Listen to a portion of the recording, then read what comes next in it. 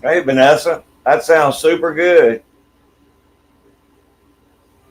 Oh, I know that brisket's. I know that brisket's awesome. I'd love to cook me a brisket. I hadn't done that in a long time.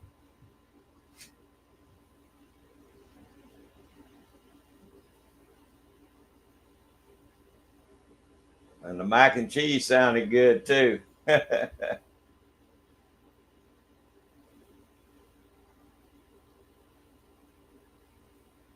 You got a bunch of folks over this weekend, or is it just you and the husband? Hey, Georgia boy 44, what's going on, buddy? Hope you're enjoying this pretty day. It was kind of nice this morning, then it got hot. Had a little bit of a breeze here this morning.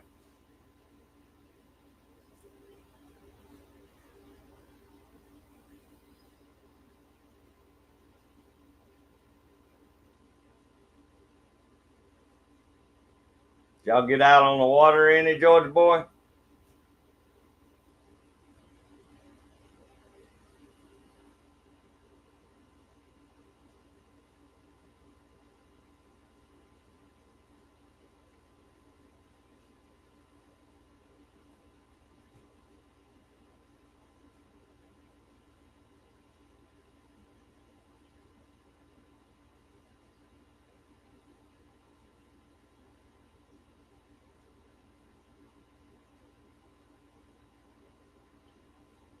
Yeah, it rained. It must have rained pretty good last night here, Georgia boy. I got up this morning and everything was wet, but it wasn't. We heard thunder last night, but it must have come on in after we went to bed because I never did see any last night. But it felt a whole lot better, yeah, for a while. Really, 2 weeks? Well, that's better than me. I ain't been at all.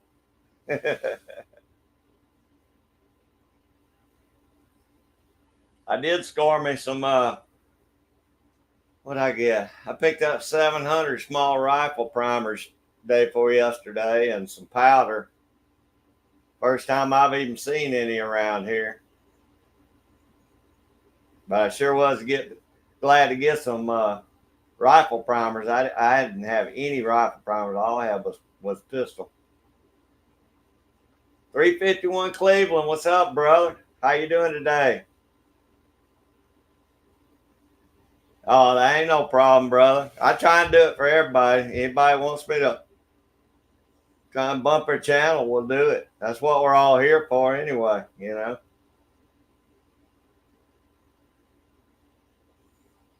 I hope it helps some. You never know. Sometimes it does, sometimes it don't.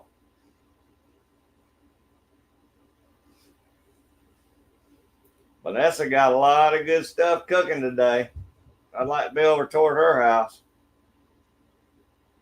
Yeah, I was glad to get them, Georgia boy. Uh, my buddy told me all they'd sell was 100 at a time, and I went over and his young boy was working there. And I asked him about them. He threw 3 boxes up there. I said, "Well, how many can I get?" And he said, he looked on his shelf. He said, "Well, I got 7 boxes." So I bought all 7 boxes. They had some small pistol too, but I had a pretty good bid. I didn't want to spend more money on the pistols, but they had a decent amount of powder. It wasn't my first picks for powder, but I mean it'll work in 223.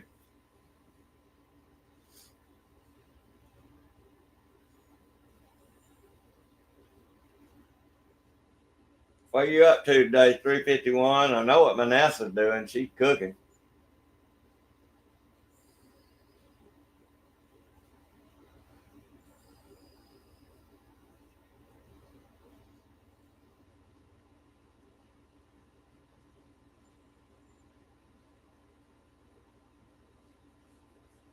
I don't know why this light keeps getting bright and dim. I don't know if it's the sun coming in the window or what's going on. Oh, really? Good bit of powder. I may have to ride up and see you then if I need some more powder because I didn't have a lot of choices. Hey, GGW Reloading. What's going on, brother? I was just telling Georgia boy I picked up some primers and powder day before yesterday. Wasn't a lot, but it's enough to, you know, keep me going.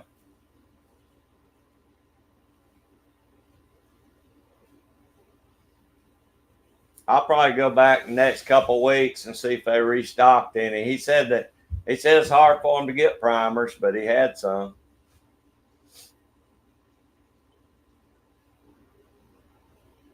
I really should have bought two jugs of powder. I didn't buy but a pound. Yeah, I did, GGW. I picked up 700 of them, and which surprised me because they weren't supposed to sell but 100 at a time. But the guy sold me 700, so I was happy to get 700 of them. That's the first ones I've seen here in 2 years. We ain't had no primers around here in 2 years.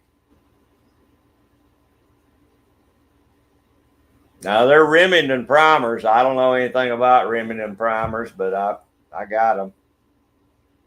Most all my other stuff CCI primers.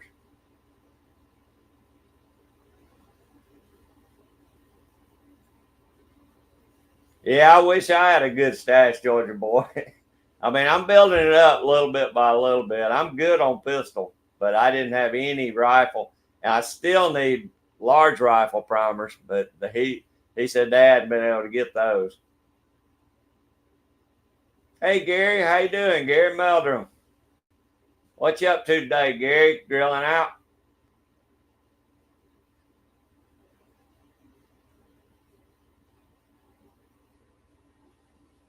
Uh-oh, 351. That ain't good. I've got caught out in my kayak like that. That makes for a rough day flying back to the truck. I've got caught in some really bad storms in that kayak, and it ain't like you're going to, buzz off a lake like you do with a boat with a motor. Well, I bought these GGW for 223s,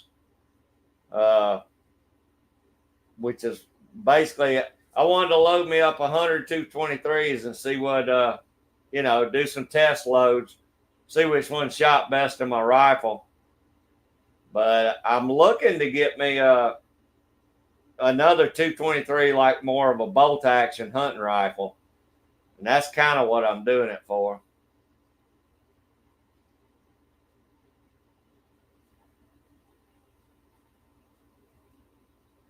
That's the way it seems like it. It used to be for me when I actually got to go, Georgia boy. I've been caught in some pretty good storms. Most of the time I'll ride it out, but when the lightning starts, I get off the lake because I don't want to ride the lightning.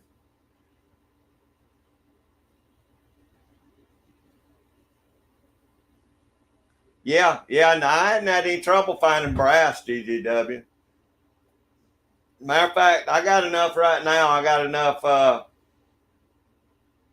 brass and bullets, and now, well, I got enough to load 100 right off the bat.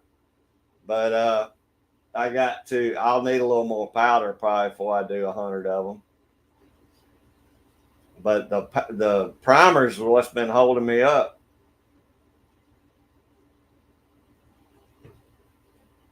Oh, Gary, I'm sorry, buddy. I know that's rough, but yeah, it's good to know he's home with God now. I lost my daddy last year about this time, and I'll be praying for you and your family, Gary. It ain't an easy time, I know.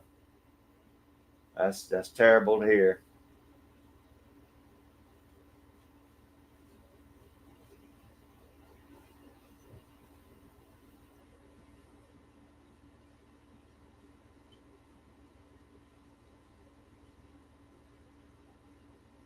Where are you at, 350 Cleveland? Are you in South Carolina or Georgia?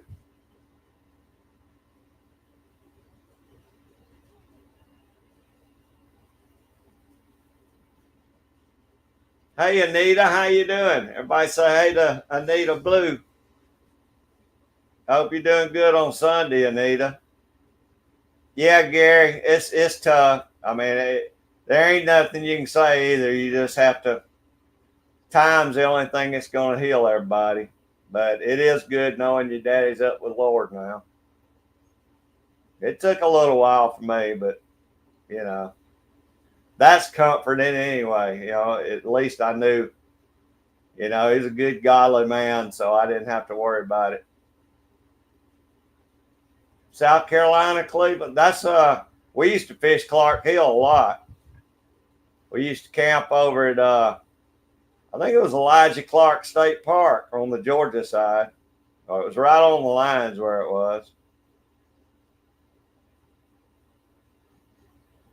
Hope you're doing good today, Anita.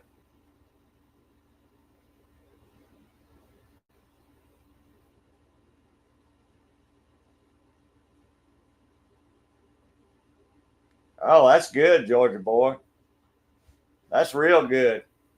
I'm looking to get me. I was looking at those little the American long rifles, like the one I got. I got the 22, but I think they make it in the 223.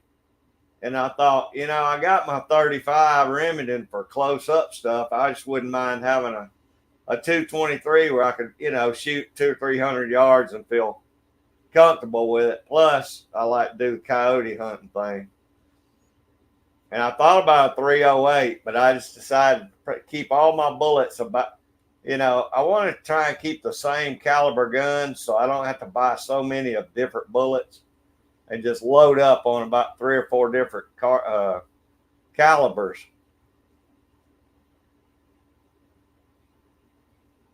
That's right, Anita. They always are. As long as you got a memory, that's all.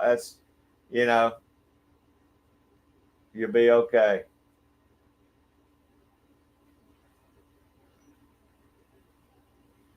I didn't know where it was, Georgia boy, but I knew that water was up because I thought, man, that's pushing the bottom of that bridge right there. Yeah, I love that lake, 351. That's probably one of my favorite lakes to fish. I've caught some of the biggest uh, shell crackers out of that lake I've ever seen.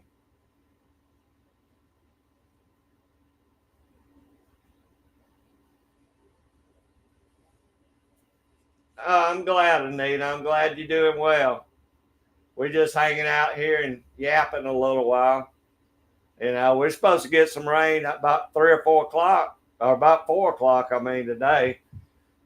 I don't know if it'll get here or not, but I hope it don't knock my uh, cable out or my internet out. They are, Georgia boy. They got really smooth bolts in them to be for for the price you pay. But I thought, if it shoots as accurate as my 22 does, if I put a good scope on it, like a either a Simmons or a Vortex, I think it'd make a good little rifle. Nah, me either. 351. I tried to find some the other day, and the guy said we hadn't seen 35 Remington in 2 or 3 years. I got 8 bullets left, so I'm gonna have to make 8 good shots this year in deer season if I go.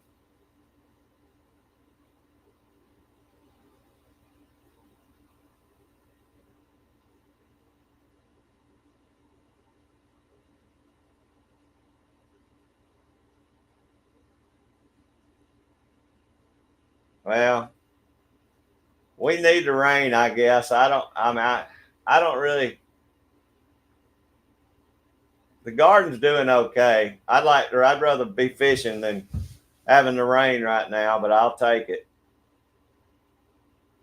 Yeah, Gary, that's gone. The grandkids got into that, and it didn't last too long. No kind of meat lasts very long around here when the grandkids are coming around.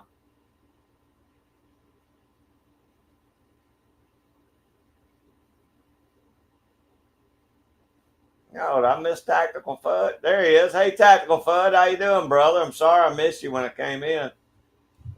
I was running my mouth. Hope you're doing good today, buddy.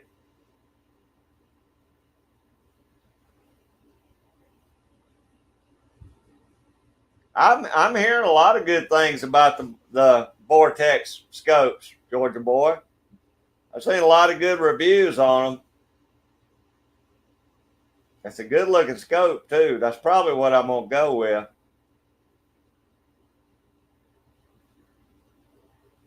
Oh, do you 351?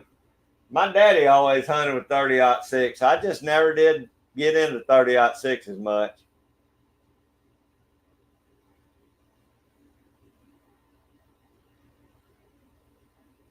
He does GGW, and he's offered to help me too if I can get. I've been looking for reloading stuff, see, for the 35 Remington, and that's one thing you can't find brass for, or bullets. I mean, I could cast bullets, but you can't find any brass for it much. I got a buddy of mine that said he'd load me up about 20 of them just to get me through deer season. And he's got the molds and all. I couldn't even find the molds on some of the. Well, I only looked at RCBS. I didn't look on Midway or any of them.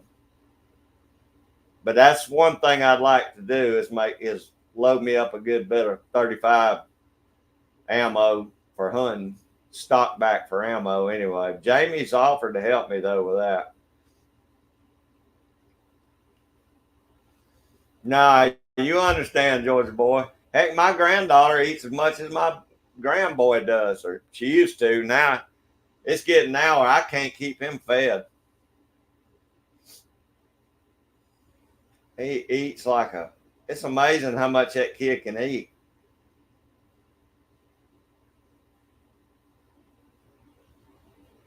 Did you really? The only thing I've ever had, it's weird. I had Tascos when I was younger, and then we had a couple of Simmons scopes. And I never tried Nikon scopes for some reason. I don't know why. I bought my daddy a couple of nice scopes right before he died, and I don't know if my brother-in-law's got them or if they're still in the gun safe or where they are. I may have a good scope in the gun safe that might just fit on there okay. Hey, I'd appreciate it if you do. Like I said, I just hadn't seen any.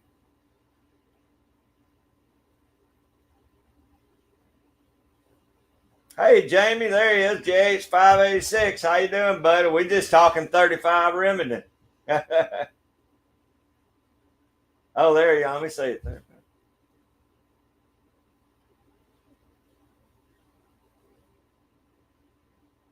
Oh, I appreciate that, Jamie. I told him you've offered to help me with some of that, but I've gotten notifications in at two or three of the websites. They say that as soon as they get them in, they text me, but I hadn't got any on 35 yet. Matter of fact, just bought some 9mm that were already primed, and which was kind of redundant because I got plenty of stuff to do it. But I just thought it was a pretty good deal to already have them primed, so I went in, went in and had them send them to me. But if they do send me a notice for 35 Remington, I'm gonna buy as much brass as they'll let me buy. Vanessa, I know y'all gonna be eating good around there today. Hey, brother Cherbs, how you doing, buddy? Hope y'all having a good day. Hope it's dry there. Yeah, I know, Georgia boy. His ears was burning. That's why I was telling them, Jamie. I scored me 700 small rifle primers day before yesterday and some powder, and I feel like a new man. That's first primers I've found around here in a long time.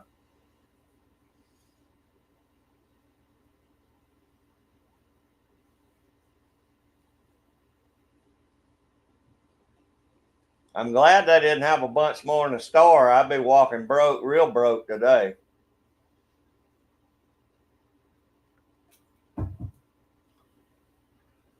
George, you watch your fingers with that katana now from Carl. Carl, that thing looks sharp.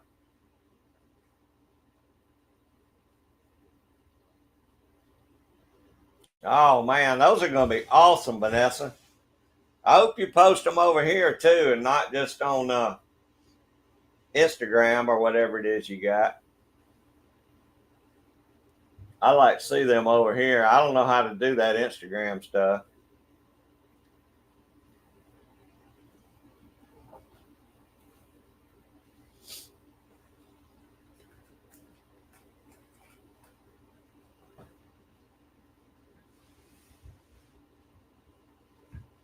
I tell you what, I pulled something in my back yesterday tilling the garden. I don't know what I did, but I couldn't get out of bed this morning.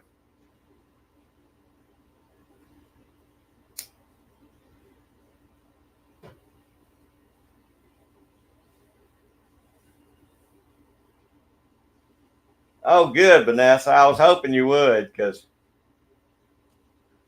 I'm not very internet savvy. I don't do a lot of that Instagram and Etsy stuff, and I guess I need to, but I just don't know how to do all that stuff. And I can't keep up with that many passwords and all that stuff. So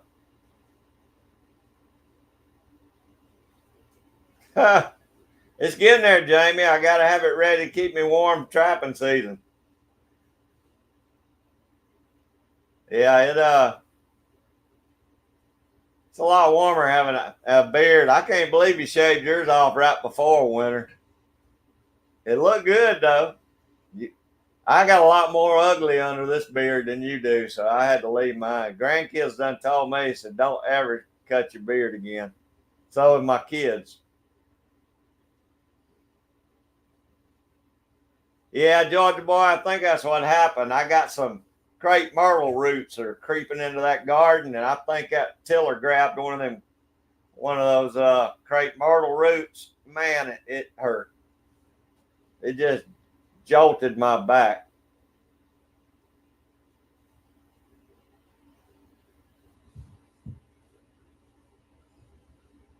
I got some decent soil, but it's got a lot of roots in it. That's the only problem.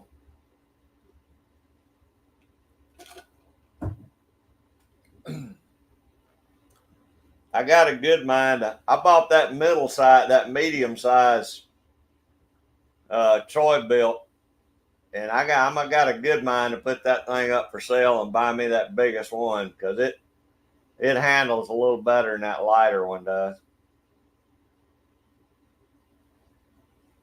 I hear you. I hear you, Jamie. It is bad right now, but I tell you what, I cut it in trapping season one year like froze to death.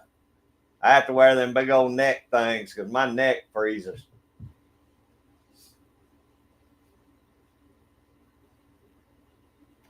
Hey, Chris, how you doing, buddy? Chris from the 740. Everybody say hey. Now look, any of y'all that's got links, wants to throw your links out there, throw them out there. It don't bother me none. And I can't see it on the StreamYard side, so anybody wants to run links, y'all go ahead. If you see anybody that don't have a wrench. Hey, Tim S., how you doing, brother? I know y'all probably warm down there. It's hot here, buddy. It's not as bad as it has been, actually. It's probably 5 or 6 degrees cooler today so far than it has been this week. And we actually got a little rain too, Tim.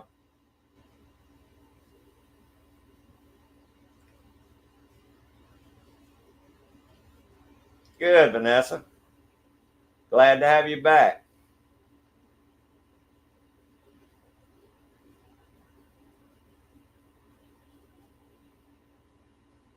Really, 351?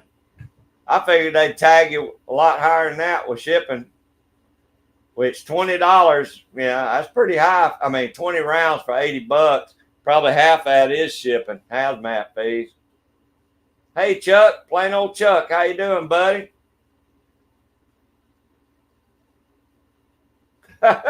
Well, Chuck, I was about to be tangled up in my electric fence if I didn't hang on to it because it was I was going to have a big ball of wire if I didn't keep it out of that fence. And I almost got into it anyway with that on the bottom strand of wire. I've done that, wrap that wire around my tiller before, and you can't hardly get it. I had to cut the wire to get it out of there. Is it, Vanessa? I think it's hot everywhere right now, really. Oh, I bet it is, Tim. It rained last night. Georgia boy said they had some pretty good rain.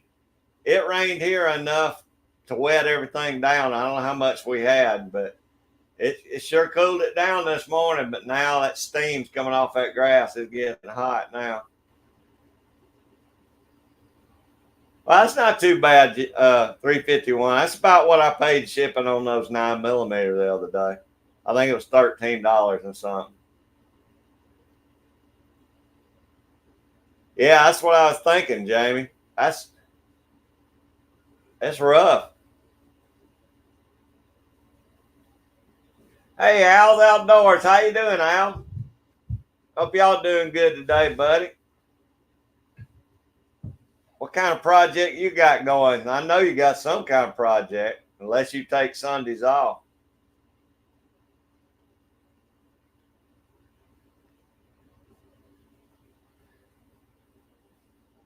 Yeah, it sounds like it, Georgia boy. Of course, they ain't no telling what they are getting for 35 Remington if you could find it.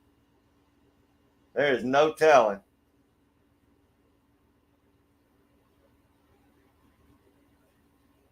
Oh, goodness, Vanessa. I know Texas is in bad shape, too. Oh, really, Tim? It wasn't bad here. I sure am glad. I was up pretty early, too, but it wasn't near that bad here. Y'all getting a lot of rain, Chuck? Y'all must be the only part of the country that is getting rain. Hey, Irene, how you doing? I appreciate you coming in. Everybody say, hey, Irene. Are y'all hot up your way right now, Irene? Oh, what's going on, Al? You doing all right, or you ain't done hurt something, did you?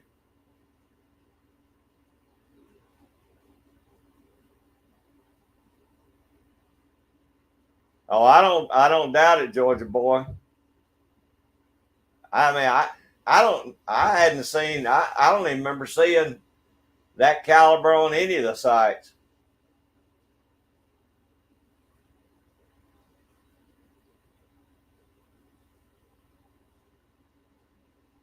Well, Jamie, that's still mighty high.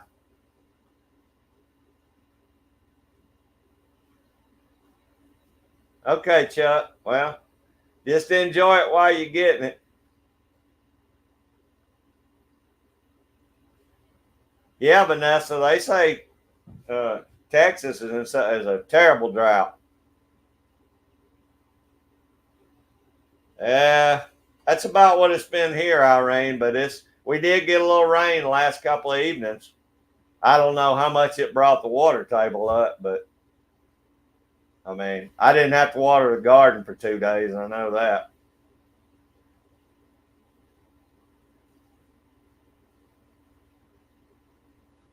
Well, Al, you take care of that. That's you don't want to play with your blood pressure.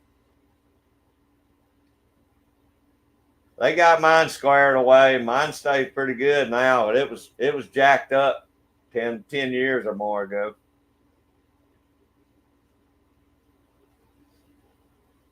Hey, Boxcar Jerry, how you doing, brother? Hope you're doing all right today. You out train watching, or what you doing today?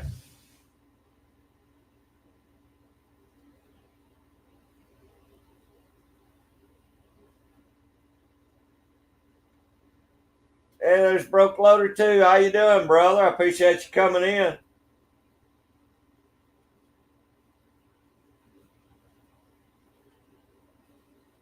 Wow, Al, that's terrible. That's way too low. Laundry and food shopping. I did all that day before yesterday, Jerry. I got all my inside chores took care of day before yesterday, but You loading anything today, broke loader too?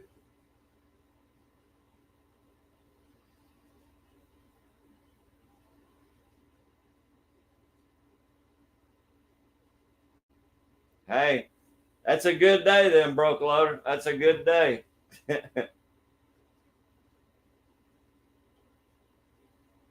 I don't doubt it, Al. I've had mine get that low before. I passed out one time, but it hadn't. Matter of fact, I had to get a couple of stents. So you may be borderline you might be clogged up. 357, that's a good one to be loading. I don't even have a 357 anymore. I told my buddy I wanted to get me another one. Mine got stole years ago, and I never bought another one. Oh, I'll be darned. Yeah, now my potassium was low, Irene, when that happened. I do remember that. Potassium's got a lot to do with your blood pressure. But I was so clogged up, I had to have 3 stents.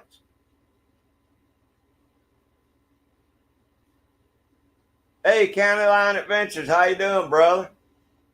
You getting traps ready today, or what you up to? I got to start my traps next week.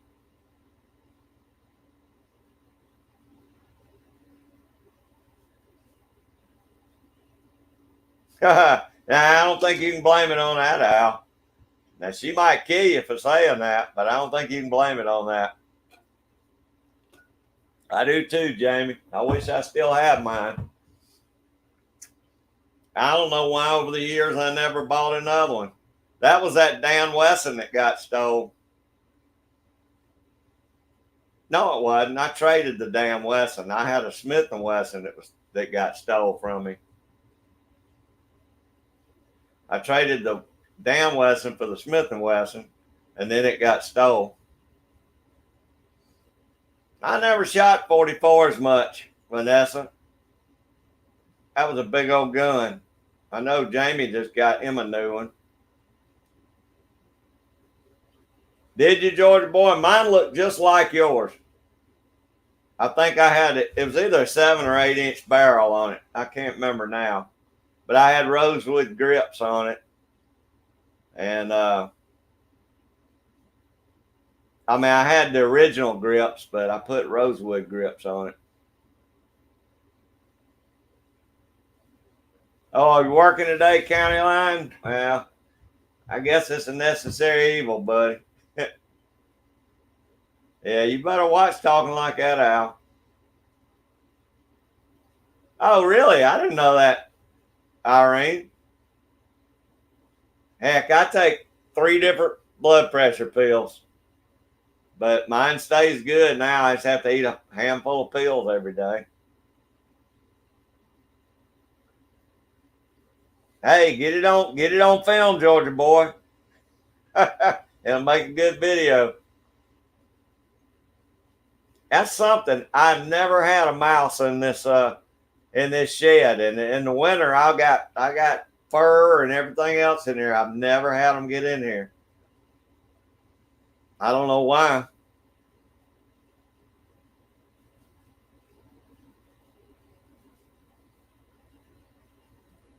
Yeah, I know, County Line. I'm the same way. I'm the same way, buddy. I got to get my other cataract surgery tomorrow on my right eye. So when they do that, I ain't going to be able to do anything for about a week. I'm not supposed to bend over or get any dust or dirt in my eye or anything. So it'll be next week. I'll take off for 7 days, and then I'll get them started next week.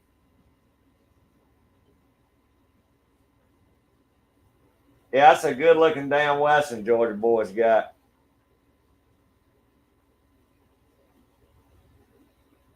Yeah, Vanessa, I know you got a lot of trouble with that too. But I must take a lot of potassium because I take 3 different blood pressure pills.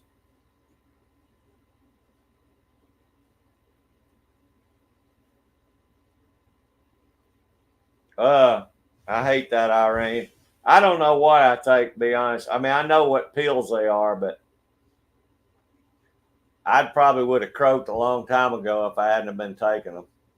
Because I was terrible. I was bad clogged up.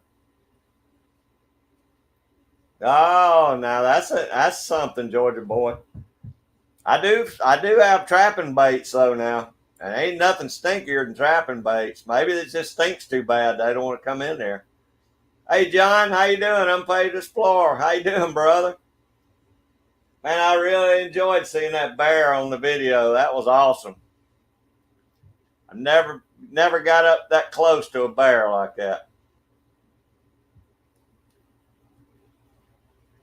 Oh, Super Blackhawk. Now that was an awesome gun, Chuck. I had buddies of mine that had a Super Blackhawk.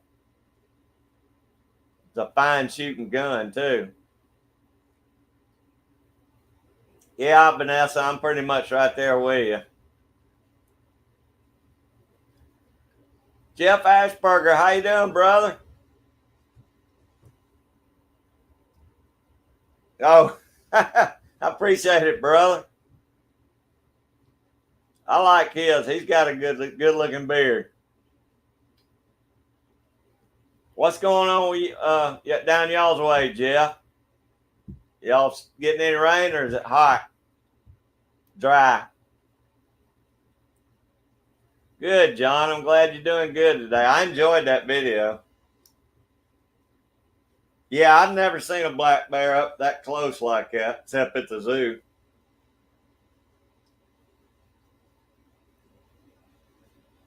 I like flintlocks too, Vanessa. I never have one. Mine were all percussion rifles, but the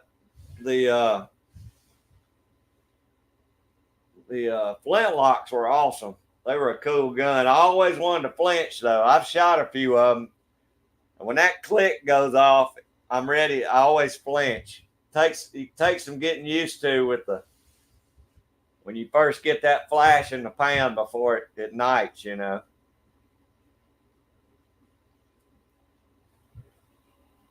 I know some people who do here, Vanessa. I've never done it. Hunted turkey with a bow.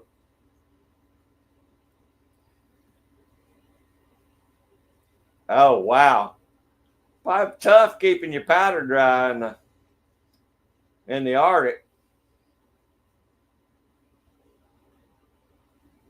I always put a balloon over the end of my barrel, keep my powder and all that dry when I used to hunt when it was either raining or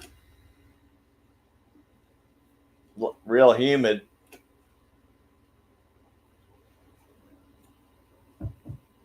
Did they really, Al?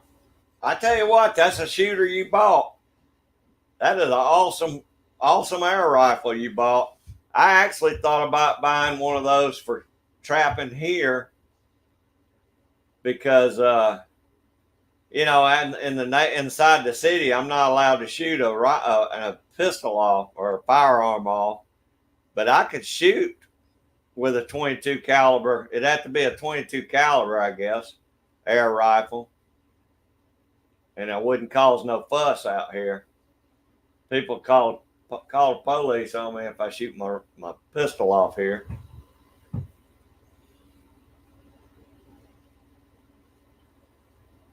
No, John, I've been lucky. We don't have a lot of bears down in my parts. North Georgia's got them, South Georgia's got them, but where I'm at, very rarely do we see bears here. You'll see them on the news every now and then. I've seen people catch them in traps before, though. That's something I wouldn't want to get out of a trap because it was a job getting them out.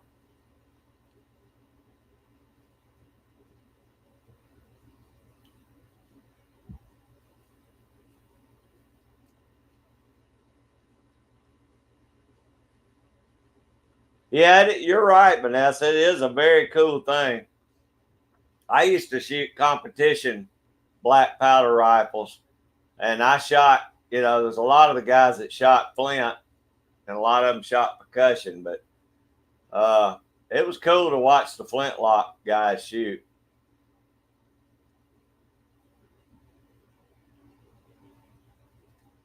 Yeah, Al. Hey, I tell you what, man, you had to tell it like it was. Did you ever get either? Well, I don't want to screw up a follow up video if you're doing one, but did you ever get any kind of satisfaction out of them? I mean, it's a good looking air rifle, but I know it's not the one you wanted.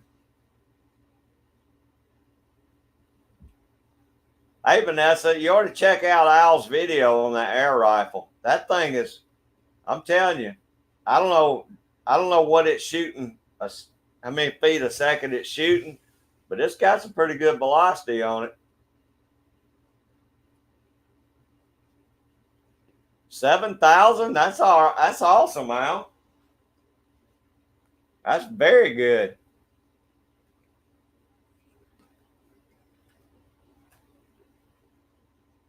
Wow, Vanessa, you gotta be pretty good to shoot duck with a flintlock. I don't believe I'd be near that good. Expeditionary Johnny, how you doing, brother? You out throwing axes today? Well, Johnny's getting good with those slinging those axes. I'd be done chopped off a few toes. I know what I'd do, or knock myself out slinging that thing.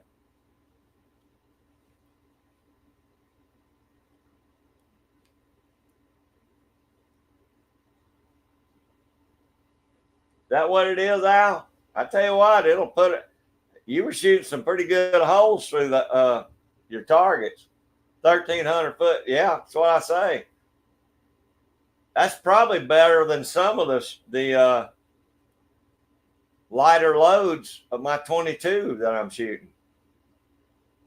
I think some of those 22s I was shooting aren't but like 900 something feet a second. That's putting it out there right there.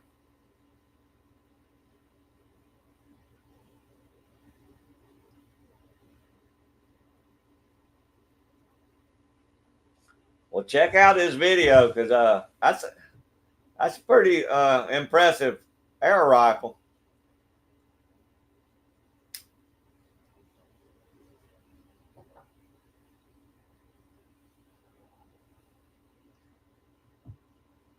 If I had a, let me see. Well, I've tried to shoot subsonics, the light loads in my gun, but it don't have enough oomph.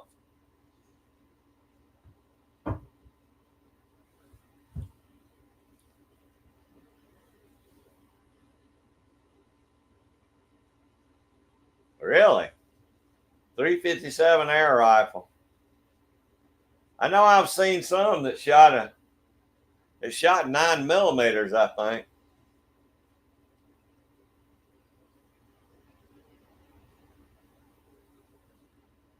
Some of those air rifles are pretty impressive.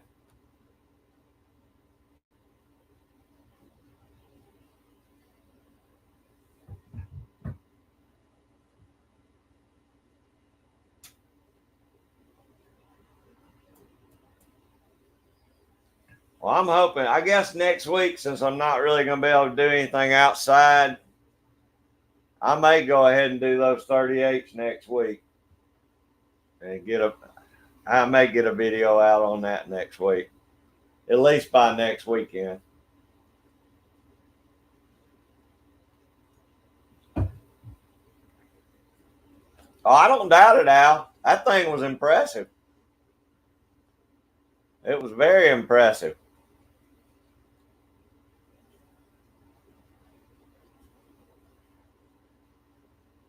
I'm still probably going to try and get me another 223 to hunt with.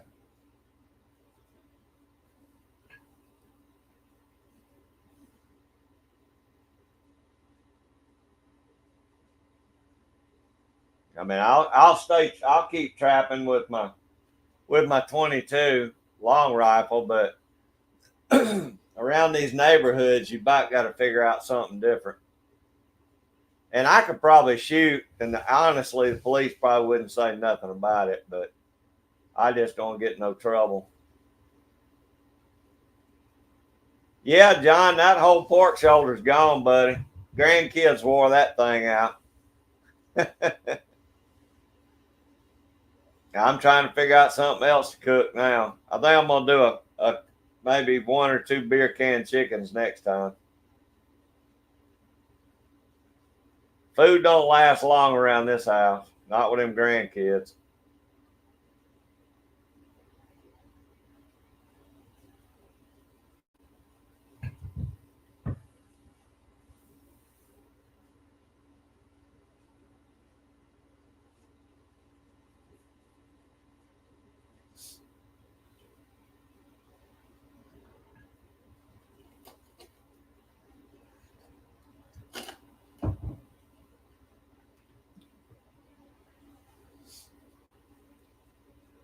Well, the wind's picking up a little bit now. We might actually get a little bit of rain.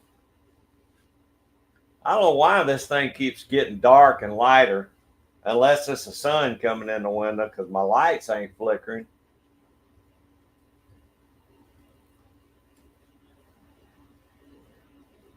I figured it probably was, Jeff. It's y'all been real dry.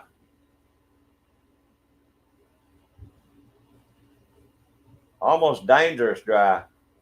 I guarantee you I won't have water in half the places I beaver trapped this year. All my feeder creeks are gonna be probably just a trickle.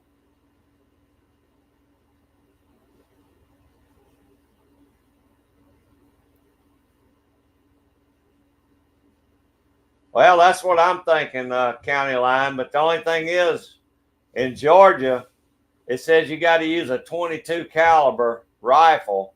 But now, as long as if it was a 22 caliber air rifle, I don't see what the difference would be. That's something I guess I need to check with DNR about. As long as it's 22 caliber, I don't see as where it would matter.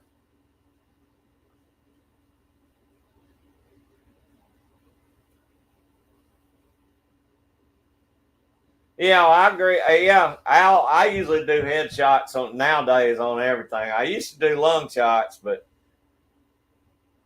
I've swapped over last year and started just doing headshots.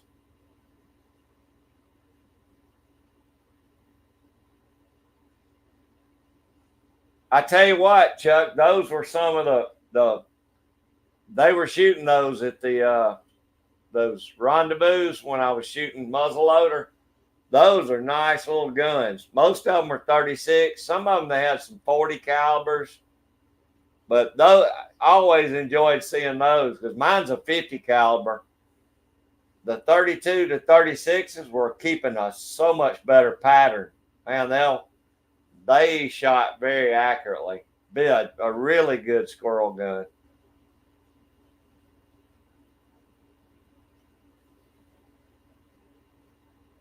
And you know, if you had molds where you could make your own bullets, that would be awesome.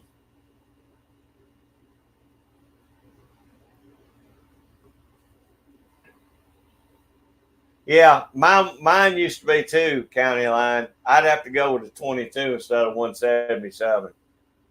Hey Jen, how you doing? Everybody say hey to Miss Jen. Boy, you doing a good job getting everything packed up. Jen's getting ready to be a Texan here shortly. I told her them Texans like their beef. She better get ready to be eating a lot of grilled beef.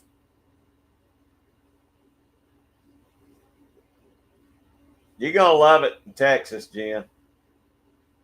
A whole lot better than California.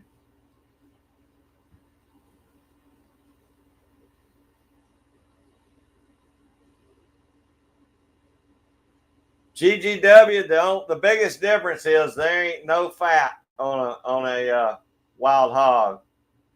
Very little fat. They're very lean animals. You wouldn't think they would be, but eating a diet in the woods as compared to being fed a lot.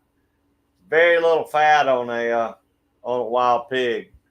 Matter of fact, you sometimes, depending on what you're doing, like if you're making sausage, you'll have to add some pork fat with it. There's just not much fat on it. Uh, Other than that, it's just going to be a leaner cut of meat. It's just going to be a leaner ham of meat.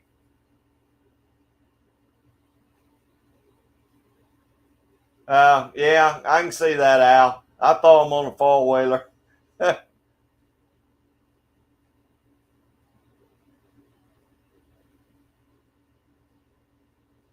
Really, Georgia boy? The only quiet ones I found were shorts, and they just didn't do the trick. They didn't dispatch the animals, so uh, I hadn't seen any quiet 22 long rifle now.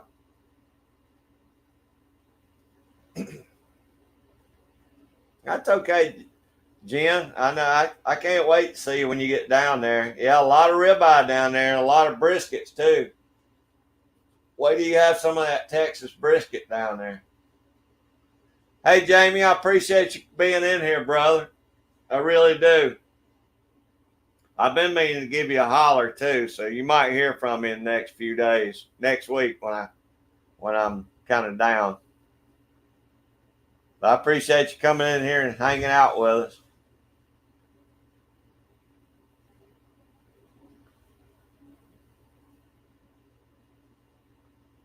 All right, Georgia boy, I'll look for some of those. I mean, like I say, I could probably get away with it here as long as it's pretty quiet. Uh, I just don't want to draw no attention. 710 foot, but anything long rifle will be good enough. It's just going to be for coon hunting out here. I won't be setting for coyotes or fox or nothing else. It's just going to be for coons.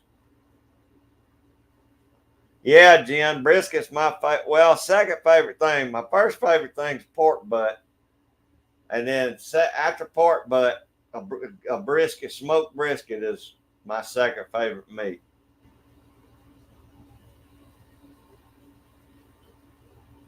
Yeah, John, you got to add pork fat with any of your wild pigs, and it's not bad mixed with like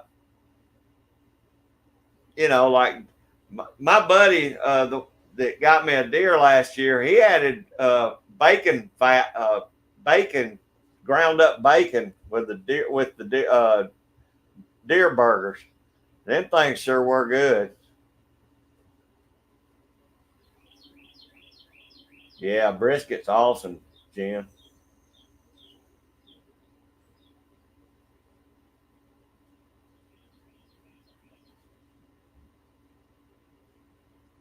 Huh? I don't know, Al. I'm gonna check into some of this. I got to figure out what I'm gonna do around the neighborhoods here. Hey, Dan A. Art, how you doing, buddy? I appreciate you coming in. Y'all been doing all right?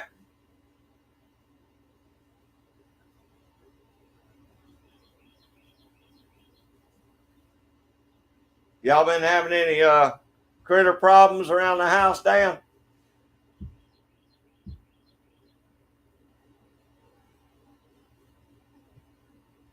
Yeah, pork butt's my favorite, Jen. I have to admit, but a brisket runs a close second to it. I'll guarantee you that.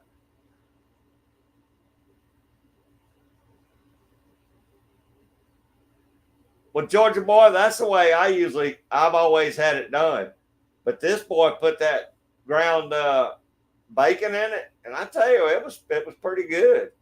I mean, I wouldn't want it on everything like that, like if I was making chili or something like that. But as far as just for a burger, it was good. Yeah, I agree, GGW. Got to have bacon on everything. But I like beef fat, like if I'm doing it to make spaghetti or chili or all that stuff. But for burgers on the grill, that bacon was the bomb. Good, Dan. Good. I know the muskrats will be getting a little active here pretty soon. As soon as it starts cooling down, muskrats gonna be moving.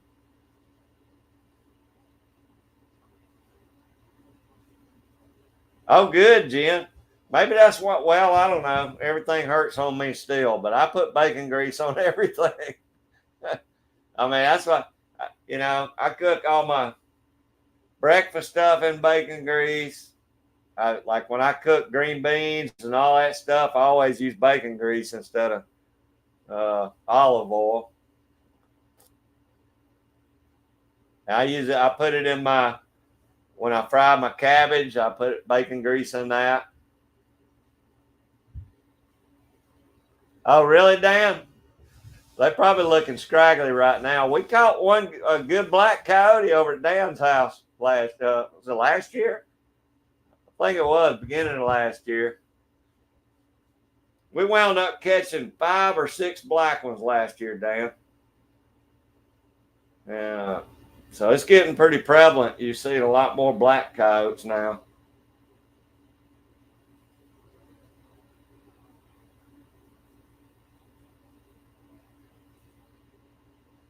I hear you, Georgia boy.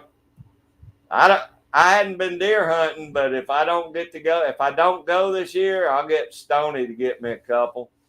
He's always good to pick me up a couple of does. That's right. That's right, Chuck. That is completely right. The duct tape of foods.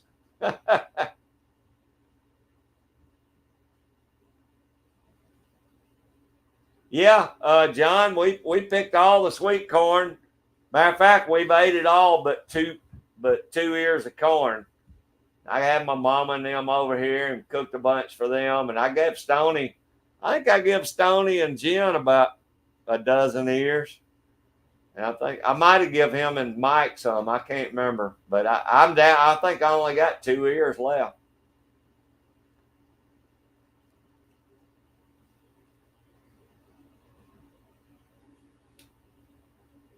Hey, very well could have been Dan.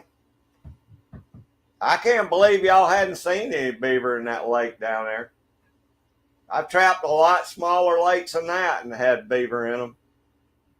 So they may be starting to move in over there. If they do, just give me a holler.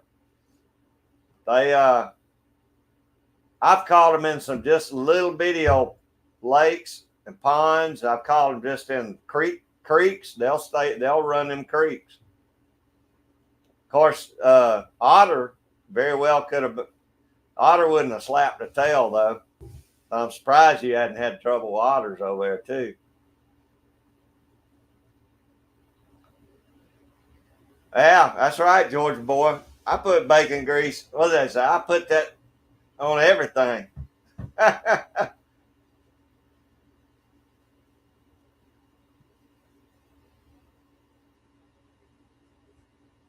Yeah, it would, GEW.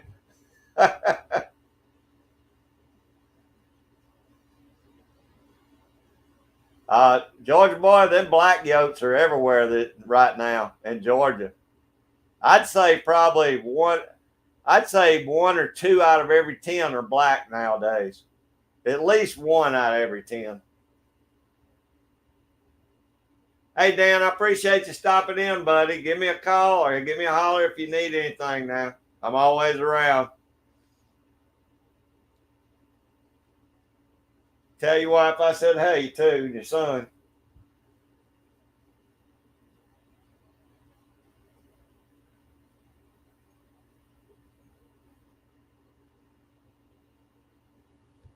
Only time county line I've seen bear.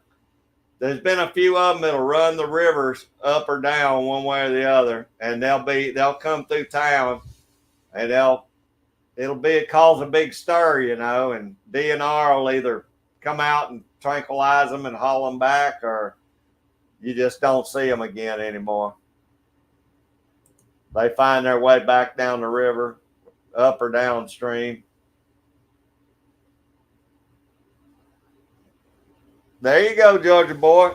Good old BLT be good right now. I put up 2 quarts of tomatoes yesterday or day before yesterday. I may put some more up tonight if I have time. We're still getting a few tomatoes, not a lot. Woo! Now you're talking, Al. I went in a quarters with Stony down. It was 4 of us bought a So, I guess it was a small steer. I don't know. And we each got a quarter of it. But I got it in Stoney's freezer right now. I don't have the room to put it here at the house. We'll start eating on that when it starts cooling down.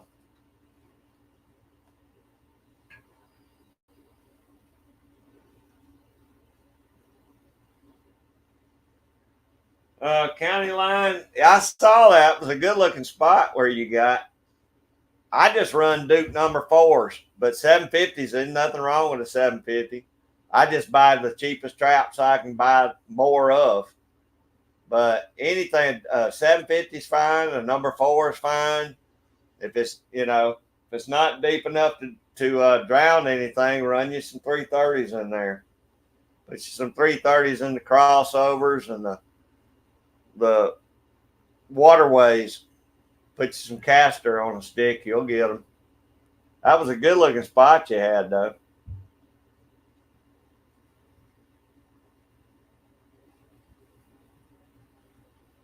Wild turkey flock. I tell you what, we don't hardly see any turkeys here, John. Oh man, Jen, I saw when you bought those tri-tips the other day. I bet those were good. I've been looking for tri-tip here. 805 Barbecue Junkie cooked some on his website. Man, that's a good looking cut of beef. I just never seen them here. I guess I could ask the butcher to cut me some.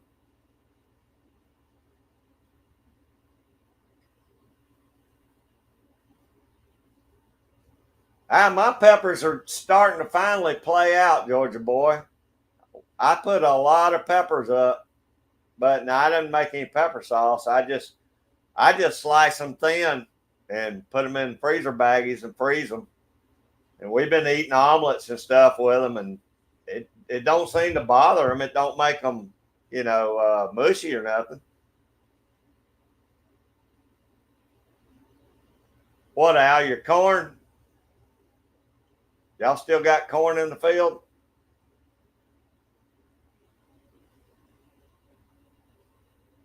Yeah, drowning cable's fine, county line. There ain't nothing wrong with that. To me, it's just more stuff to carry in. But I mean, either one works. Drowning rods or drowning cables is fine. To me, it's always been easier for me to just carry the rods in. The cable works just as good. You can watch Dan and Judith and Dan Davis and tell that. That's all Dan uses is cable.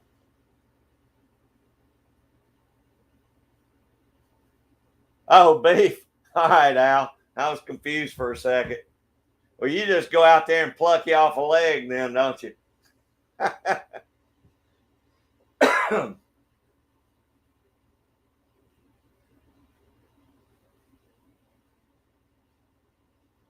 That right, Chuck?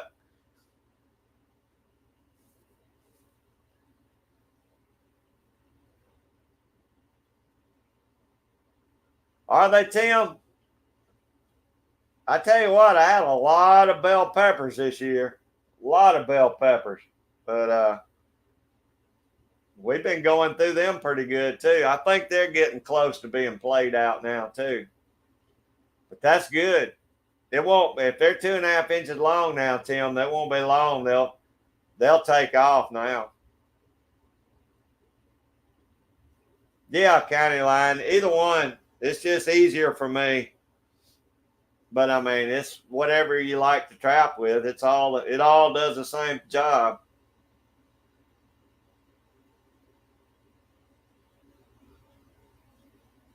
Hey Gary, we can do that. We'll work out something. Maybe we meet in the middle or something.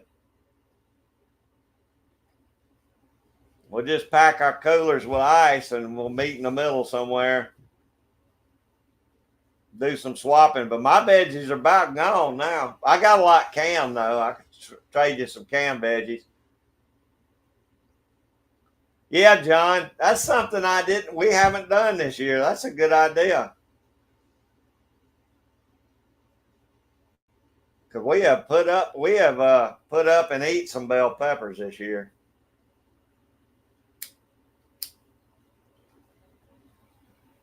I saw some good recipes for jalapenos. Different people would cut them in half and, of course, core them out. They put cream cheese in them and then put a thing of, I think they put cream cheese in them, put a slice of some kind of cheese on top, and then wrap it in bacon. Man, that looked good. Is that how you had them, Irene? That's the way I saw them done. I wasn't sure. Hey, County Line, you'll get it, brother. It's just trial and error. You'll see what works best for you, and you'll go with that. That's right, bacon.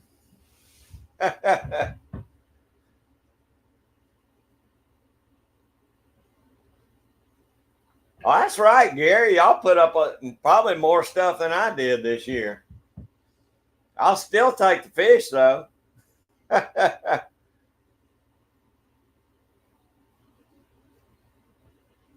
probably would, Jen. Pepper jack. That's what kind of cheese they put on the peppers when they grilled them. That's what it was. I got a bunch of quail in the freezer. I need to get out. I was planning on making quail poppers with them. I just breasted them out. Now put cheese in the middle and put a jalapeno pepper on it and wrap it in bacon. I wanted to try those. I hadn't done those yet.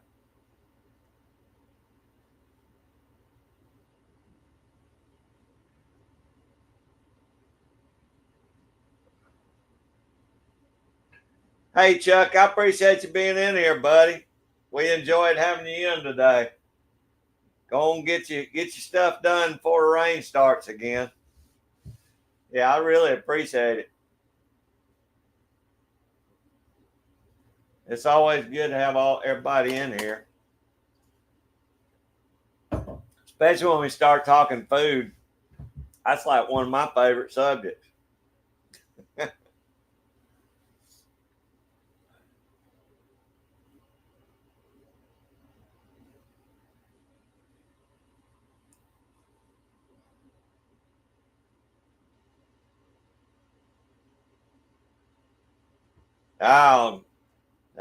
We'd have to have a good talk about that, Irene, if I was you.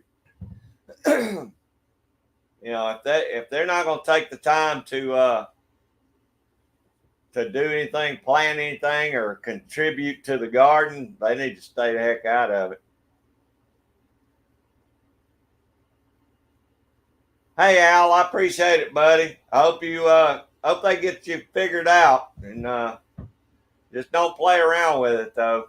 Whatever doctor says, go ahead and do it. That ain't nothing to play with. We want you around for at least a few more years. Hey, Walter, how you doing, buddy? I appreciate you coming in. You still harvesting hay right now?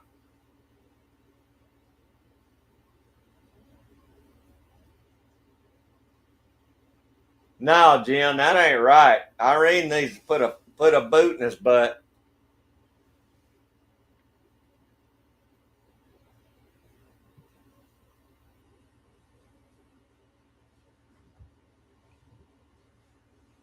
But he's definitely got the socialist attitude, doesn't he, Irene?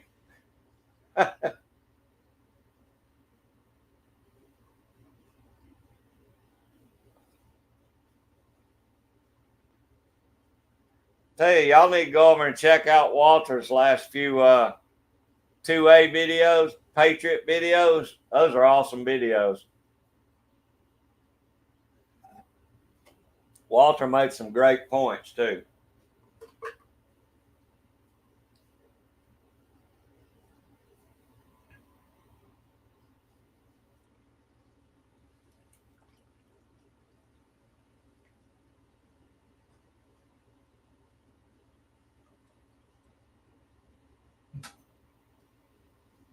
Hey, Chip, wild about being outdoors. How you doing, buddy? You getting ready for trapping too?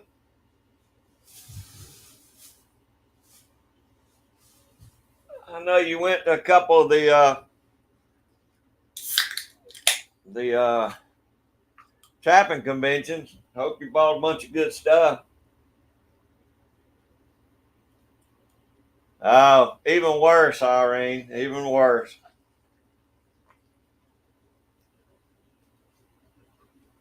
He's never had the experience not having something handed to him, has he? Oh, I enjoyed it, Walter. You got some great videos.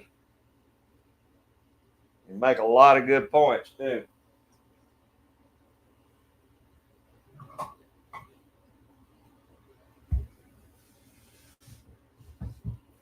You ought to figure out a way to booby trap some of the garden, Irene.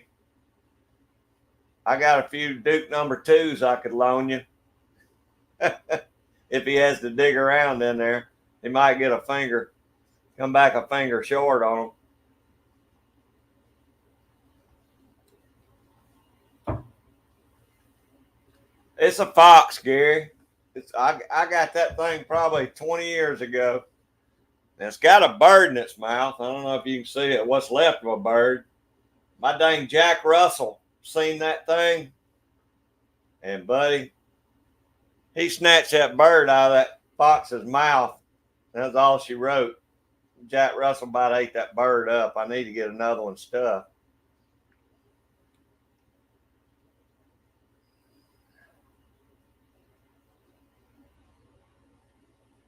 Good, Chip. Yeah, I'm behind.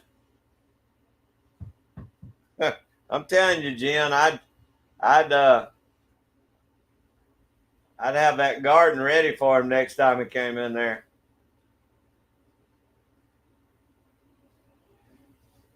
That or put up a fence like I did and juice him when he comes in there and tries to go in the garden.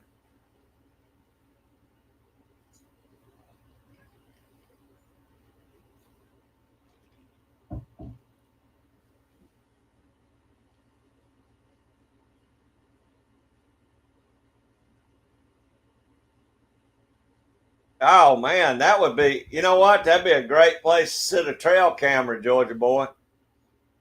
If you could get it where nobody could see it and steal it.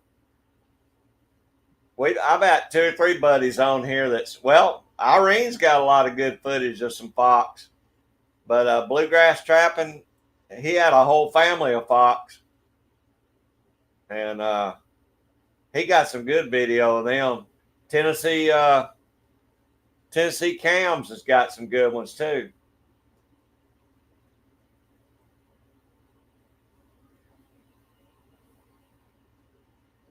Oh, I agree, Gary. Man, that was a hunting little dog. That dog would rather hunt than anything else. I really miss my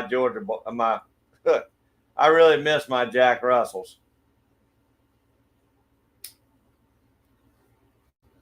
Only thing, she was too good natured. She'd come up to anybody, jump in your car. And there was some painters working on a house down the street. She went and just jumped up in the truck with them, and they drove off with her.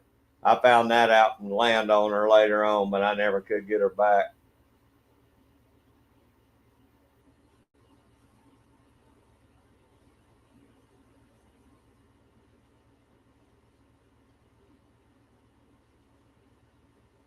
Yeah, Walter, if you'll start seeing them come back pretty good if you get the coyotes out of there. You know, a lot of the farmers around here they can't keep the coons and possums out of their grain bins and stuff. They're starting to have to trap them out around their barns now.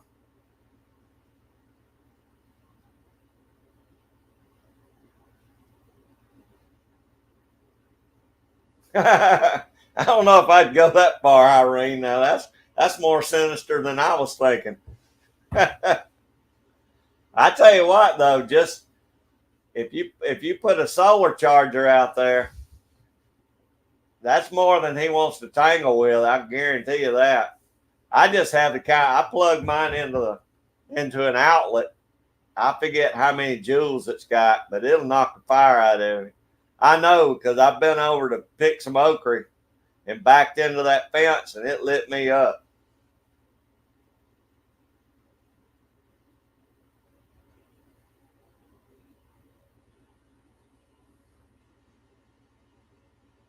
Shoot, Georgia boy, we went down to the pastures and tried to shoot some armadillos the other night.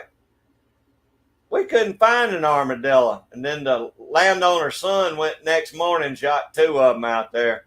They're digging big old potholes all in the cow pastures, and cows are stepping off. The calves are stepping into them. But we couldn't buy an armadillo that night.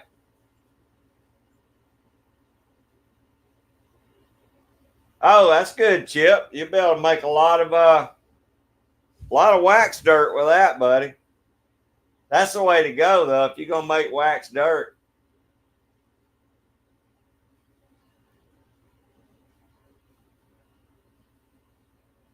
You still got woodchucks?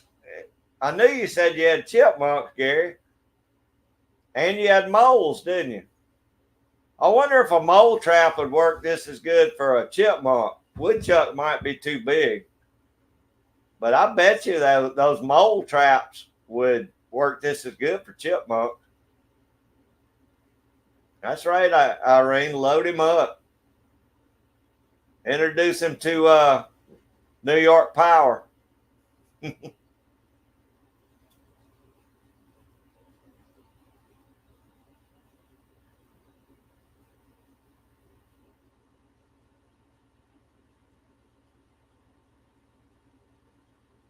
Really, Walter? That's one thing. Now, I've had foxes try and get in mine, but I never did have any trouble with coons. I know they'll get them because they'll eat the heck out of turkey eggs. But and it's funny because a coon is a whole lot smarter than a fox. You know, they'll figure out how to flip the latch on a gate. That's how smart a raccoon is. But I always had fox hair all over the chicken wire where the foxes were trying to get in them. You might have to get out there and night shot a few of them. Hey, Dan, how you doing, G23? What's going on, Dan? That's all right, buddy. We just hear yapping, man. You been doing all right?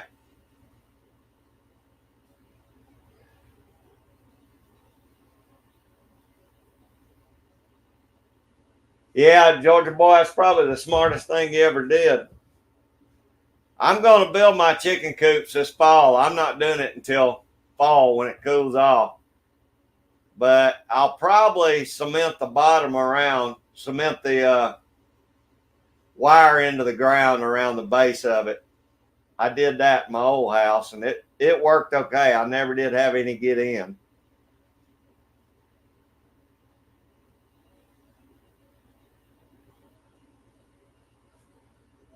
I tell you what, Walter, I think I'm trying to think what it is. It's either red fox or gray fox. I want to say it's red fox will climb a tree just like a coon or anything else. But I don't think the gray fox do. I can't remember. I may have that backwards. One of the two foxes can climb a tree just like like a squirrel. It may be the gray fox that can. I can't remember. But yeah, they'll climb up a chicken coop wire.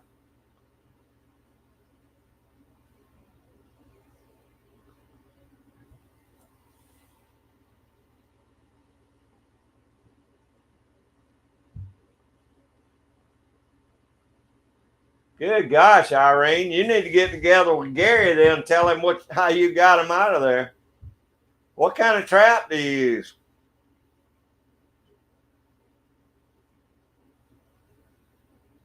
I'll be darned. Illegal in New York.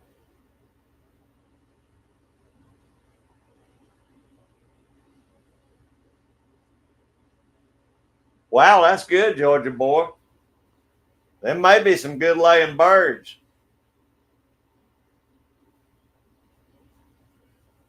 Which when I had my Australops seems like they started laying about that. They weren't that old. They weren't terribly old when I first started getting them to lay. But that's good. If they're laying now, they're young enough. Those birds will lay for a long time. Okay, Walter, red fox. That's what I'm thinking. A red fox can climb just like a squirrel or something. they're going to give you more trouble than the gray fox do.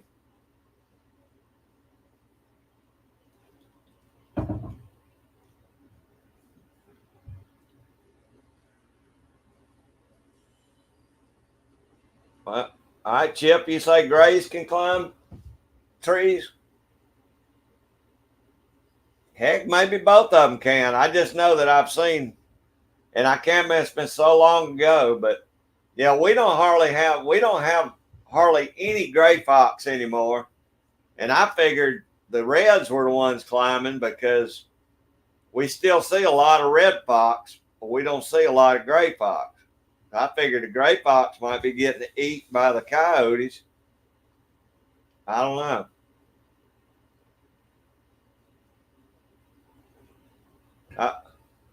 Oh, okay, Irene.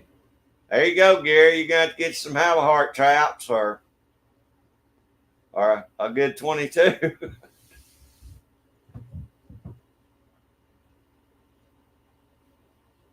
Oh, I hate that, Dan.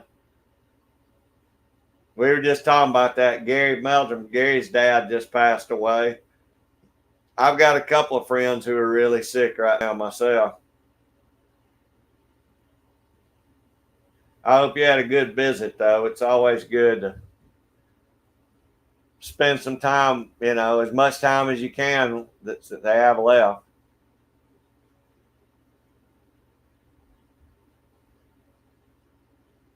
I had a baby red fox, a little bitty one that got hit by a car, Georgia boy. I don't even think I got that one anymore. I think I left it when we sold my parents' house. I think I left it in the barn down there. But it had been down in that barn, wasn't in real good shape anymore anyway. But I'd like to get a grown red fox done. But man, it's so high now. I mean, it's like $400 or $500 to have a fox mounted now, I think.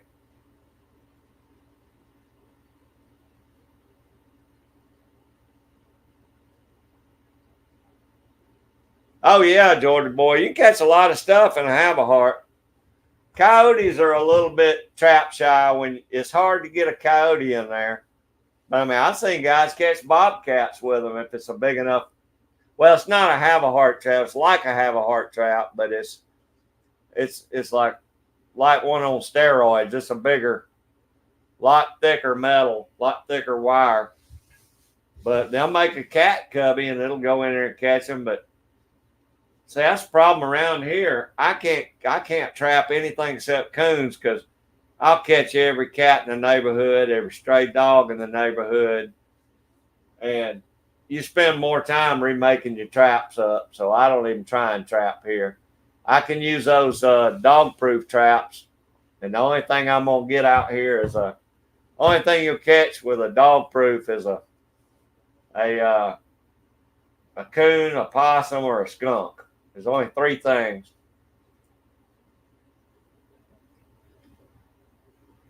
But I've got 4 or 5 of those have a heart traps. They're just I catch cats every night in them things too.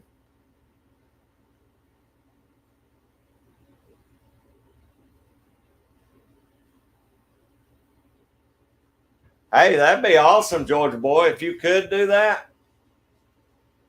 Uh, that'd be great, even if you had to, even if you had to pay a little to boot, you know.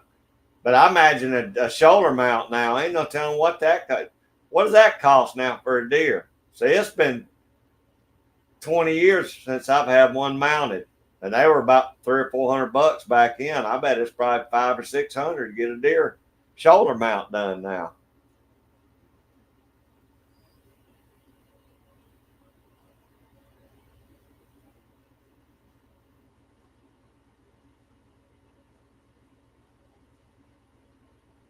Oh, that's a good idea, Georgia boy. Coons love sweets. I put marshmallows in my have a heart trap, and then I'll put a little bit of some kind of berry, like uh, persimmons or something. Smear that around the top. That's how I catch a lot of them.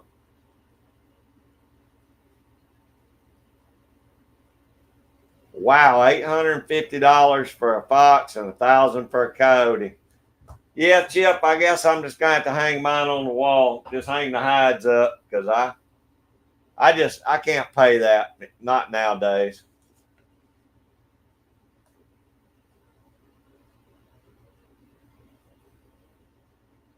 Gosh, Dan, that's terrible. My friend, her liver's shutting down, but she can't get a transplant because she's got so much cancer that they won't. She's not. They wouldn't even consider a liver transplant. That's what I'm thinking now, Georgia boy. I like the European mounts really good anyway. I'll make Stony do them for me. I'll figure out a way to make him think he owes me. He'll do it for me.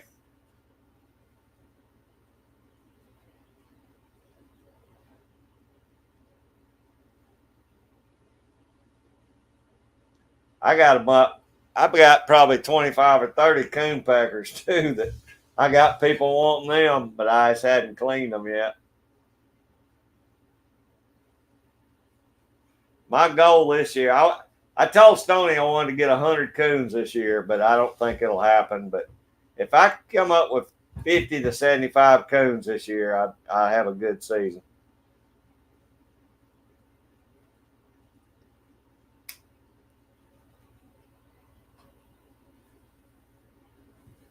My furs are supposed to be coming back this week. I think on Thursday. They're shipping them out on Thursday, so I'll probably do a video on that when I get them back. I'm pretty anxious to see those black coyotes, see how they turned out. Now Stoney sent off a nice gray fox with my furs this year. That was the first fox he had ever caught, and it was a nice one. It was probably bigger than this one. It was a big old gray fox. So I'm hoping he likes that.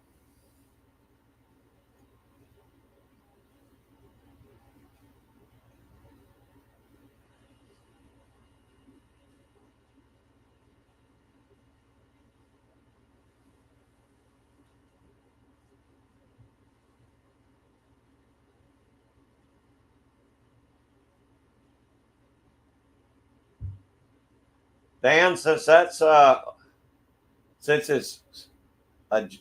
such a rare genetic disease, maybe they will do that. I hope.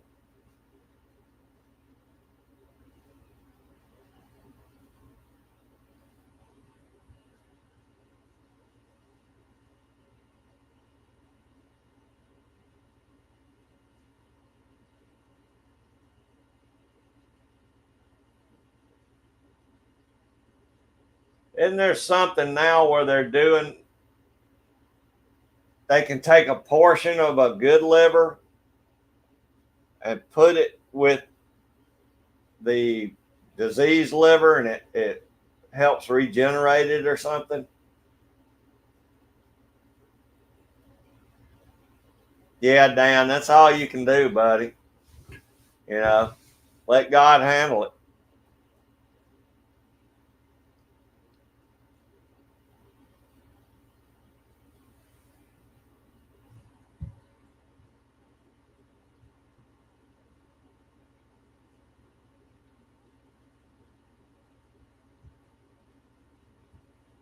I tell you what, Georgia boy, Stoney did that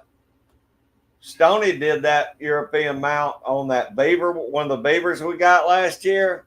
Man, he did a great job on that. That beaver turned out really cool.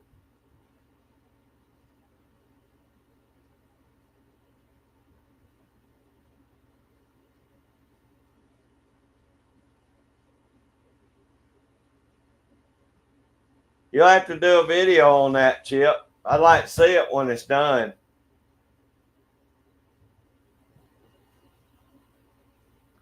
That takes up a lot of room to get a coyote mounted, though. You got to have a big room to display that in.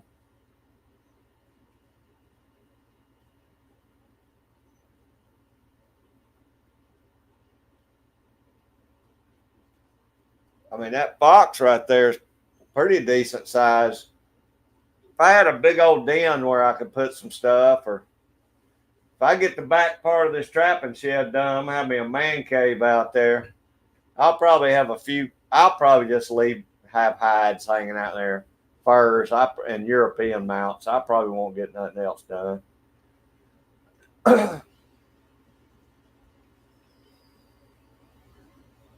Okay, Dan. Yeah, I guess you're right.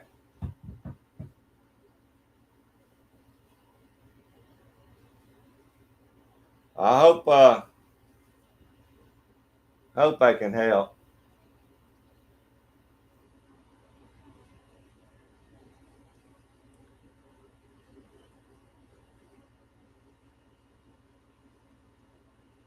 Well, Georgia boy wouldn't have to put too much with that then.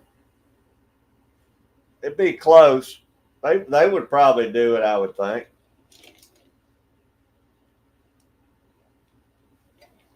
You caught a lot of reds last year, Chip. You caught more fox last year than we don't see that many fox down here. I don't know why. Maybe because it's hotter down here or something. Y'all, you caught a lot of red fox last year.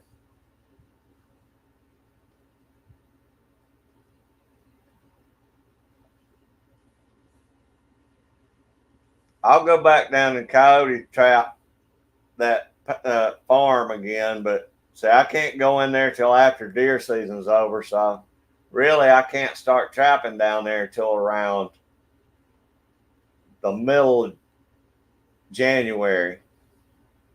So I really only got about 6 weeks to coyote hunt down there, but we knocked a good dent in them in 6 weeks down there. Hey, Woody, how you doing? Woody's trapping. What you up to, brother? You ain't late. We're just getting started.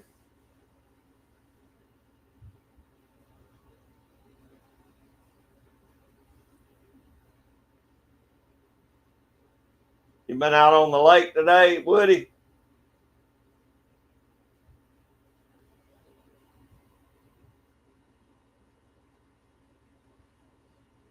Now, Woody's another good beaver trapper. Between him and Dan Davis, they about got them all wrapped up. I only get 1 or 2 in between them two folks.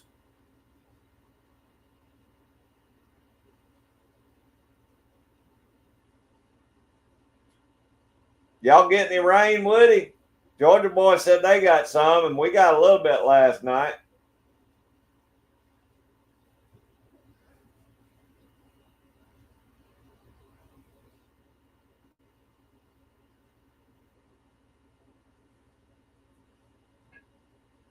Oh, that's cool, Chip. I just ain't got the bucks to do a bunch of them anymore. We always got them done when I was younger, when it wasn't that expensive. But goodness gracious, I got too much other stuff to buy around here right now.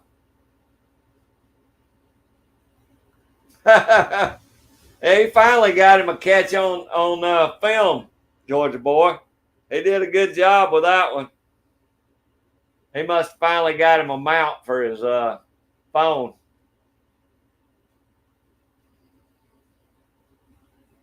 Yeah, I knew you caught a lot, Chip. I watched you catch a bunch of them last year.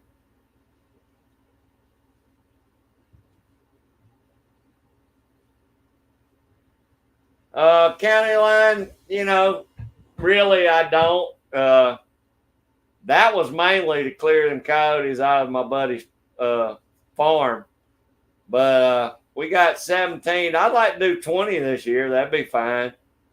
But you figure about a quarter of them will have mange, so you really can't do nothing with them. But 20 would be fine. 25 would be better. But I got another piece of property that I'm working on right now. If I get that, I shouldn't have any problem getting 25 because I should be able to get in there earlier than January. But I'm just going to concentrate on water trapping and coons to start season with, and then I'll go from there. Hopefully, I'll pick up some beaver jobs. Oh, that's right, Irene. Dan Davis is the man.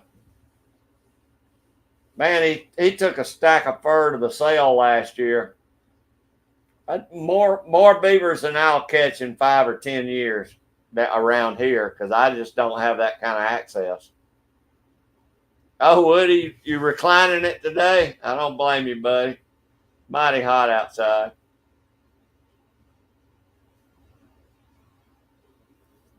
Man, 17 and a half inches. I don't blame you there, Georgia boy. That's a big old fox squirrel right there. You know, that's something I don't see a lot of anymore. And maybe it's because I don't deer hunt. I'm not up my tree as much anymore. But I used to see some humongous fox squirrels. I've seen some that were black, had a white stripe just like a skunk. I've seen some that were, red and brown. I've seen some that were solid red. A lot of neat colors on those fox squirrels. Some of them be red with a black head. Good, Woody. I know y'all needed it as bad as we do.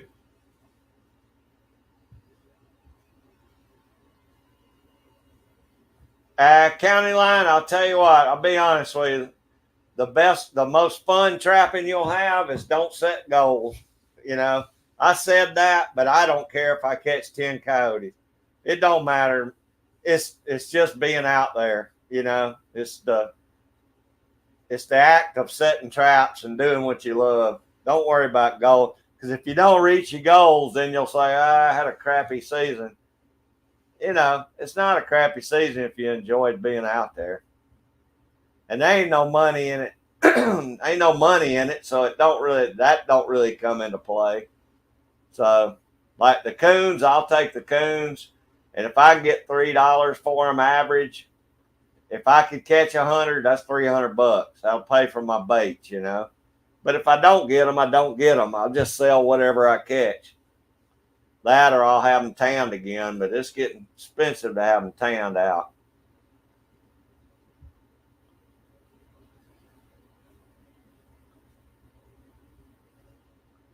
Oh, Dan, that's getting pretty muggy up there, buddy.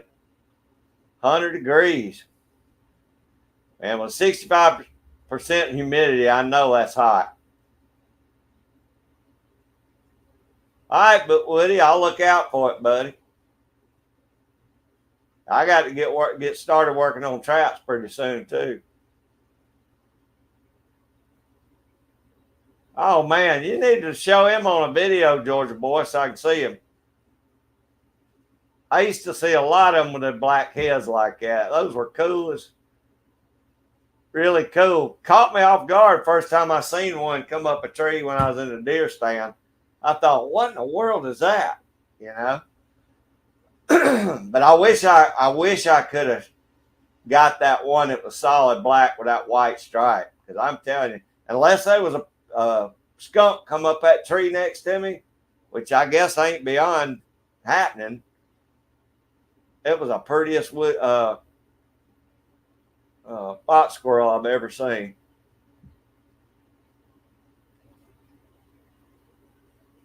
Oh, thank you, Jen. That's fine. Keep on working. I know y'all got a lot to do. I sure appreciate it. It'll help out a lot. Okay, Vanessa, I don't blame you. You must have been getting the food off the grill, off the smoker, I mean. Yeah, County Line, just be out there and enjoy it, man. Because my first year I trapped and I didn't catch but 2 or 3 things. I had just as much fun that year as I did last year or the year before that. It don't matter. It's nice when you catch stuff because you feel like you actually did what you set out to do. But, if you set too many goals, you don't want to set them too high.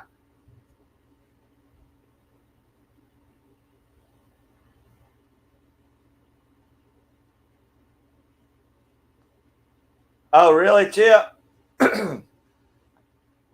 We got every kind of squirrel you can think of here, I think. There's Shasta Valley Outdoors. How you doing, brother? Hope you're doing good and the fires are staying away.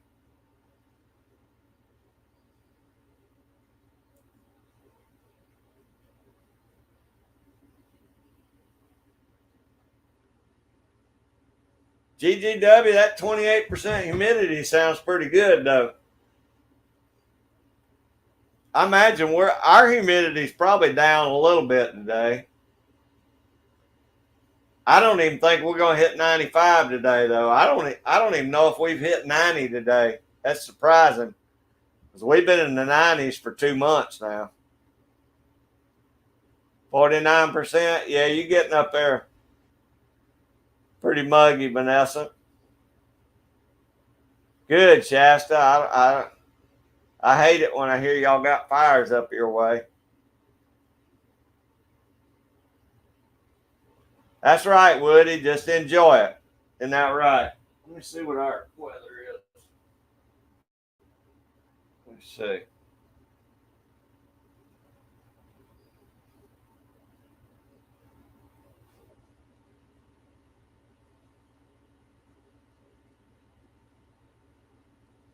Now, see, we're just at 89 degrees right now. It says real feels 95, but our humidity is down to 52%. That's the lowest humidity we've had in a while.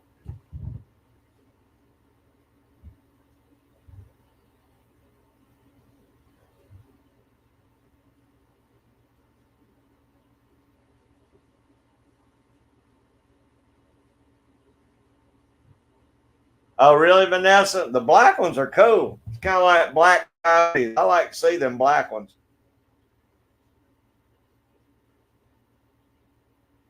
'89 right now. Well, it's already this is about the hottest part of our day, so it shouldn't get too much worse. Matter of fact, if that rain comes in here, it may get a little better. GGW here.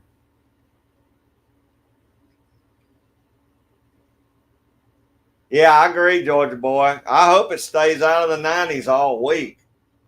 I'm so ready for fall. I tell you what, guys, I've had enough summer. I just don't care. I'm ready for some cold weather. I'm a whole lot better in cold weather than I am hot weather. I can't cool off nowadays like I can get warm. I can put on a lot of clothes in the wintertime. But don't nobody want me to take off too many more clothes than I got on right now.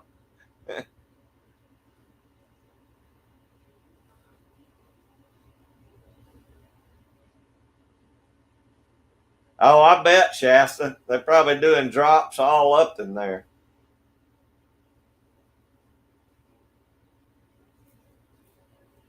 I guess it's a good thing to see them coming over, though. You know, at least they get some water on it.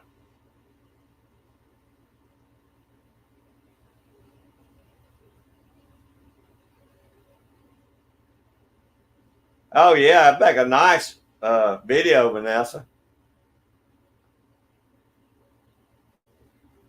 Yeah, I bet they are, GGW. I tell you what, that's a tough job them fellas got. You know, I was fireman down here, but house fires wasn't nothing compared to them big old woods, woods fires like that. That stuff will kill you. I hated having forest fires. Yeah, I'll take a little snow too, Vanessa. Hey, Irene, I sure appreciate you being in here. Have a safe and fun Sunday evening. Thanks so much.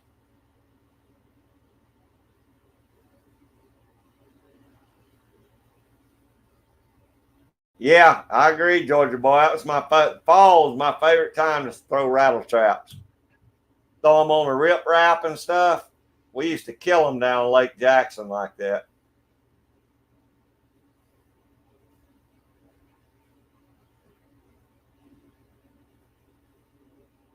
Hey, ain't no problem, Shasta. I appreciate you stopping in and saying hey. Y'all be careful up there. Like I say, just Make sure you get out of there if it's something changes.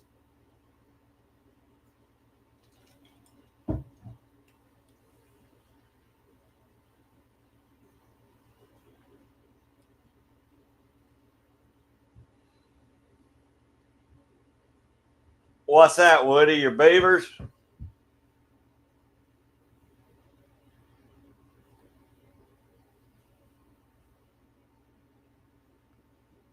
Oh no, I don't like eggnog, Vanessa. y'all can keep the eggnog. I don't like no eggnog.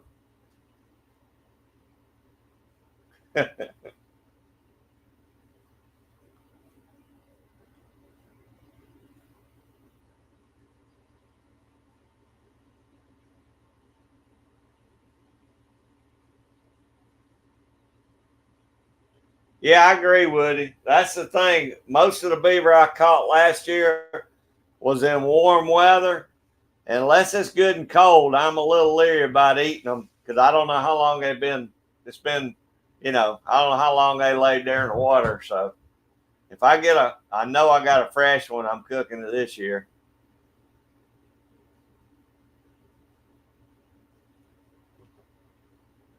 I I'm sure it's good, Vanessa. I just can't. I just don't like eggnog.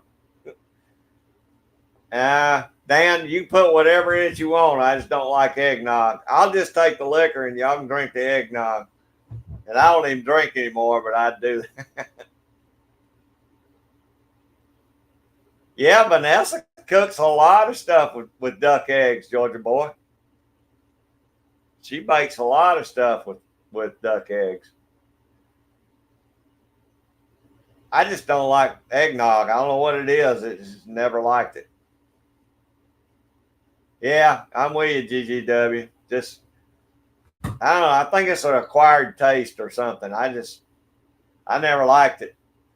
One of my first wives used to try and get me to drink that stuff. We'd go to these hoity-toity parties, and which I didn't fit in too good to start with. But everybody be drinking their eggnog and stuff. Nah, just give me a Coca-Cola. I'm all right.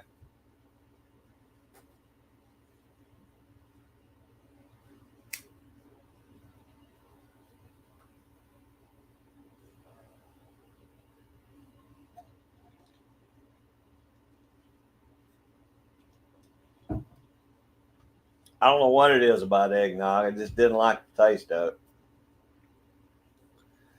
it.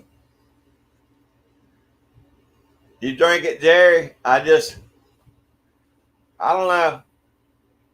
I don't know what it was. And I've tried everybody's different version of eggnog, and I just never did like none of them. Even the store bought stuff, I didn't like any of that stuff.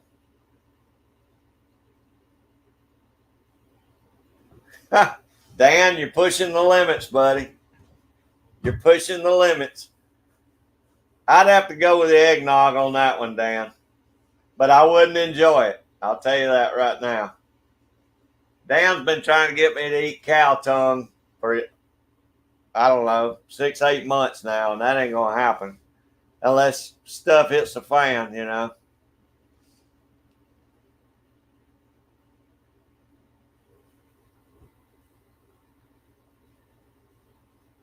Yeah, yeah, Tim, I'm going the liquor route. They can drink the eggnog.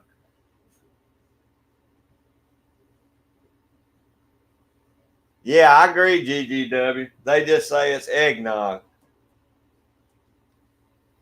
Is it whipped up eggs? Is it spoiled eggs? Is it fermented eggs? I don't know, but I didn't like it.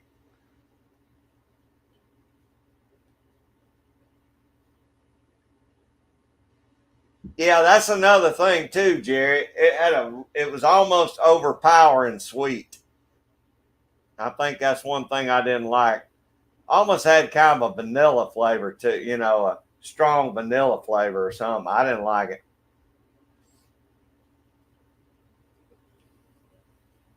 Really, GGW, you go with the tongue, huh? Well, I guess I'm outvoted on that. Vanessa, Nog Grog.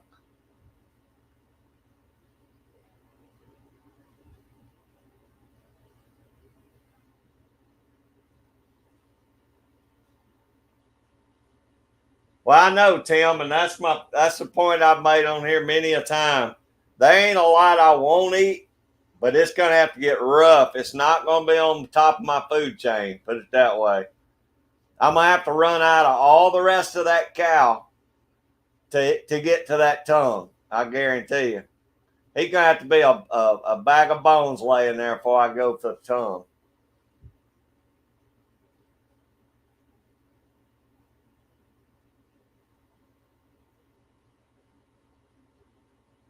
Oh, okay, Vanessa. Maybe that cream mixture is what I didn't like. I don't know.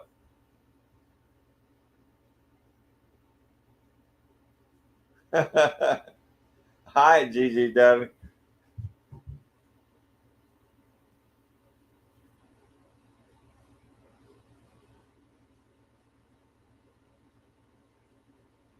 Oh, really, Jerry? Well, yeah, I used to drink those Yoo-Hoos all the time, but I ain't had one of them things in years either. I used to love them Yoo-Hoos. I'd chug them things all day.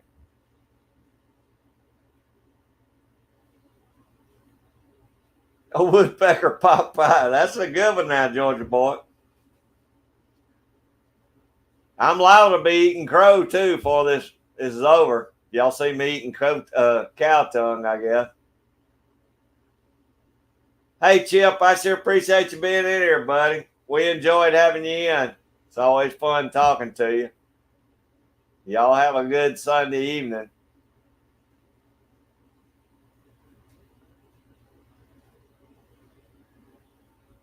Yeah, Woody, I'm trying not to do any right now until it gets cold enough. I mean, if somebody calls me, I'll do it, but I'm not going out soliciting any right now. I like to catch beaver when it's colder. I don't like it when it's this time of year. All right, Dan. There won't be any tongue left for me, I guess.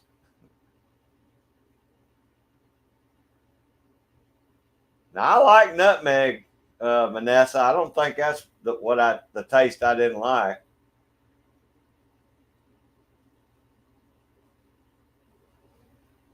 That's right, Tim. I'm starting on outside parts first. I don't like it. I don't like to eat anything that I'll fish with, or if it's inside parts, I don't like none of that.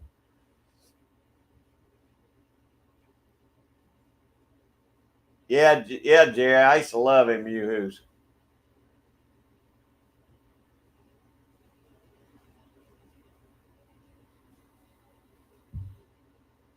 Hey, reloading and more. AD 1966. Y'all check that brother out. He's got a great channel. He's over in Europe. He's got a great channel. Dan, will you run his link if you would? I picked up his channel the other day. I really enjoyed it. He did some shooting test, uh, chrono tests and all the other day, and had some great information on it. It's a great channel. Hey, there's Mike. Ketorific Turning with Mike. How you doing, brother? I appreciate you coming in. You cooking today? What you got going today? Yeah, they are, Jerry. They seem to be a thicker coat in the winter. That's why I like to trap them in the winter. I don't know how much difference it is. I just think the fur is longer in the winter, and I get a better fur when it's colder, Jerry. So that's why I like to trap them in the winter. No, Woody, I ain't eat no hog brains and eggs either. My grandmama and granddad did, but I can't eat that stuff. I couldn't get past it to eat it. I don't blame you, Gary. That's exactly why I don't want to try it. Now, Dan G23 swears by it, but I'm telling you, and Jen likes it, but I just can't do it, man.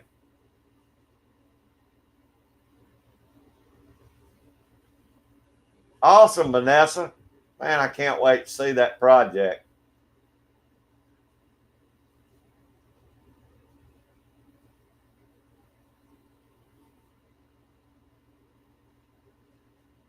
You know, GGW. There you go. That's inside parts. So I know a lot of people eat them, but it's gonna have to get bad before I eat inside part. No liver, no gizzards, no heart, none of that stuff. I just can't do it. Not unless it gets bad or I don't know what I'm eating. No, Woody, ain't gonna happen. All right, Dan, there you go. Would you eat some hog brains and a bowl of grits? If you'll eat a cow tongue, I'm pretty sure you'll eat that. But oh, good, Mike. Yeah, take it easy. Sunday afternoon's a good time just to kick back, buddy. Go to church, come home, just relax. I'm with you, Georgia boy. Just the grits. Don't put no shrimp in it either. I just want grits and butter and salt. So you can tell I grew up poor because we didn't have the extra fixings to go in the grits. You had butter and you had salt, and that was your grits.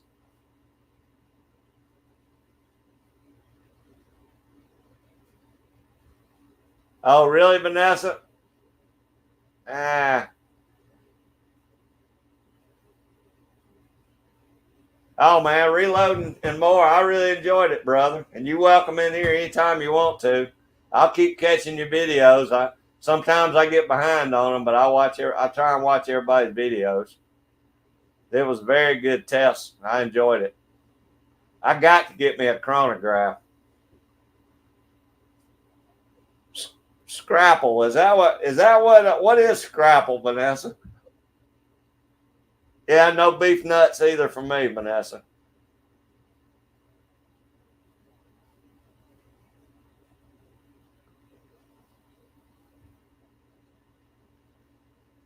All right, Scrapple, souse meat. Y'all tell me what's in that stuff. Because I mean, I've eaten potted meat, I've eaten spam and treat, but I don't know what's in those. I've heard of those. And Scrapple actually looked pretty good cooked, but I never had them. Moose heart? No. Sorry, Vanessa. Not doing it. Oh, ain't no problem, Woody. That's what we're here for, buddy. You need a lot more subscribers than what you got. You got a great channel.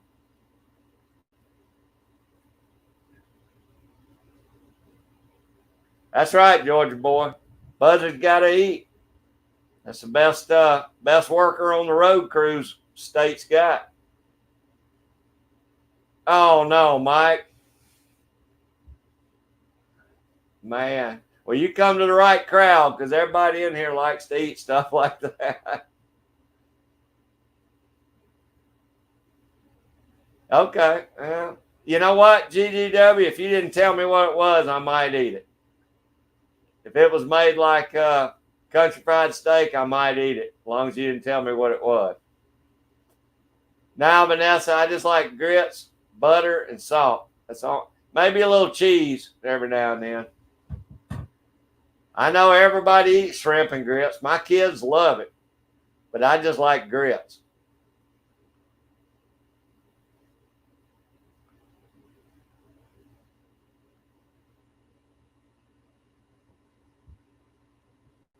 Now, that's another thing I never liked was cream of wheat and oatmeal. Oatmeal tastes like wet toilet paper to me. No sheep brains, Vanessa. I ain't doing that. I think I saw Jim, who was that? Jamie. Jamie's Country Living. Now, she cooked some scrapple and it looked good.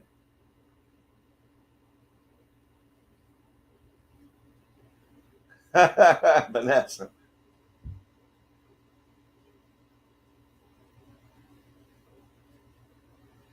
That's right, Mike. That's why I just like my grits, plain old grit.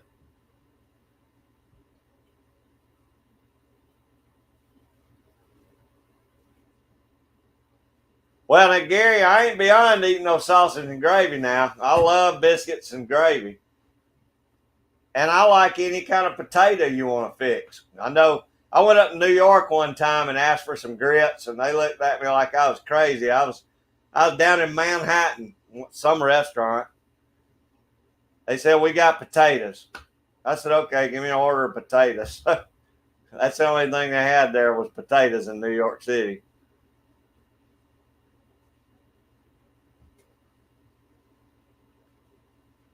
Yeah, it was. Damn, that's the one I was talking. That last one I watched was excellent. A lot of good data on that 38 Smith and Wesson.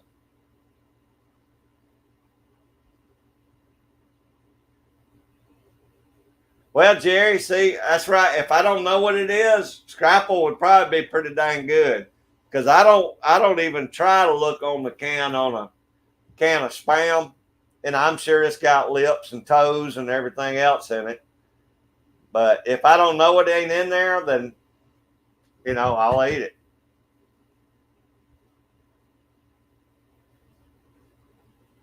Huh? I never had that channel, Georgia boy, Paul Smith. I don't remember ever seeing that one. Yeah, probably would, Vanessa. You got to watch what you. Yeah, you got to watch that stuff, especially your meds and all. Well, I mean, my parents always talked about eating souse meat, Georgia boy. I just, uh, yeah, I agree. Now I'll agree with that. Spam tastes a whole lot better than treat. It must be the rear of the cow, the pig.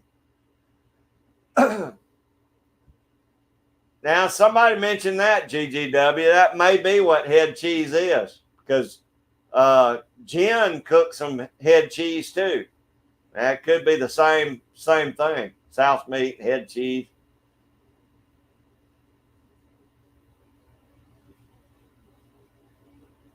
Oh, really, Vanessa? Well, Irene Field Guide was talking about they banned it up in New York. I like potato pancakes too now. I will eat some potato pancake.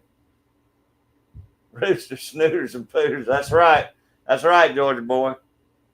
Just don't tell me what's in it.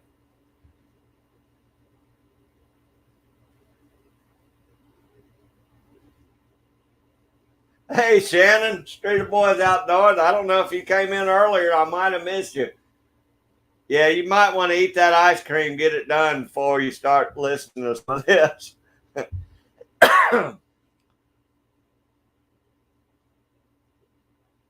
Head cheese with vinegar. All right, Jerry. I won't read the label just like spam because I'm sure I don't want to read the label on spam either. I know I've read the label on potted meat, and I hadn't ate any since, but I ate a lot of it when I used to deer hunt. I love potato pancakes, GGW.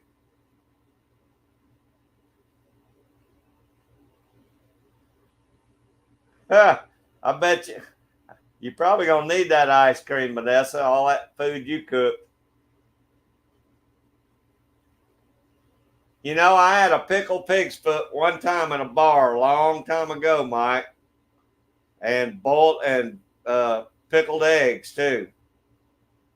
Uh, but I drank a lot back then, so I couldn't swear if it was good or not.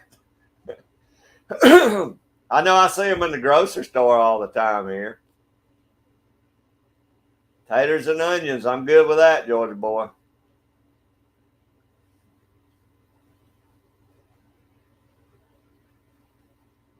Oh, I've heard camel meat was tough reloading more. I've heard some people that were over there and said that was like eating shoe leather.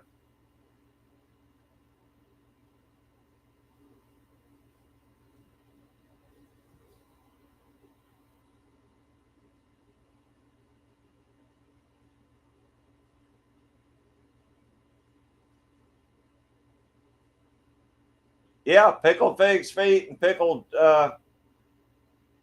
eggs, Vanessa. I ate those in a bar one time. Might have been Shannon. He drank something like that. What was that stuff he always used to drink?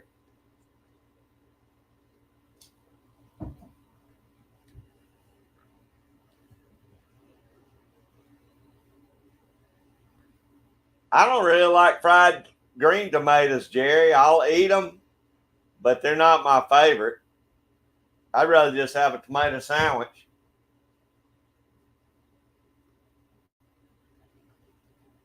Oh, really, GGW? It might have been for me too if I had to go get it. Okay, South Meat's head cheese. Well, Jen eats it a lot, or I've seen her make sandwiches at fry it and make sandwiches with it. I would probably like South Meat, honestly, if I tried it. That might be one of those things I would try, Dan.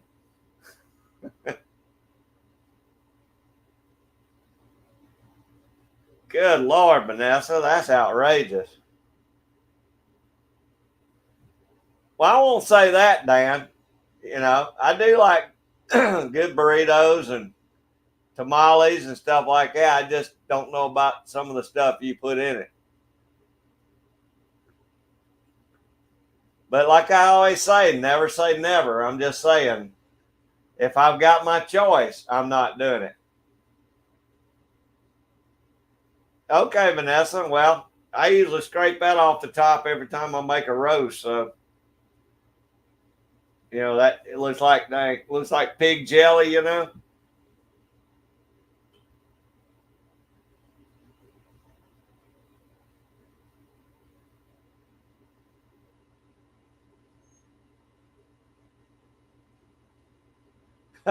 Hey, reloading more. That's a funny story. They filmed that movie where I lived. That little restaurant and all was really there. And that's true. You get in a fight about grits down here, I guess. I mean, I know I don't like instant grits. There's no way I'll eat a bowl of instant grits unless I'm camping somewhere. But yeah, that a lot of people get serious about their grits. You can make them taste too bad, or they're real good. Depends on how you cook them. But that's funny because they filmed that in my town.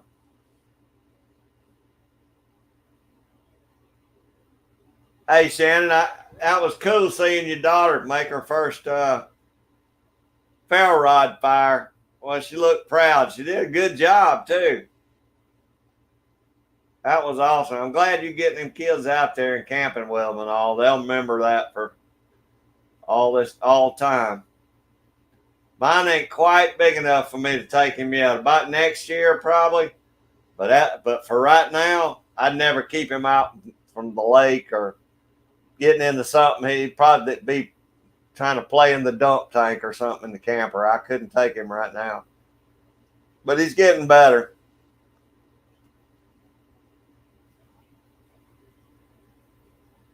Oh yeah, mac and cheese sounded good, Vanessa. Huh, Woody, it always happens on here. I don't know what it is. We always wound up getting on food at the end, somewhere near the end. Camel tacos. I don't think I want that.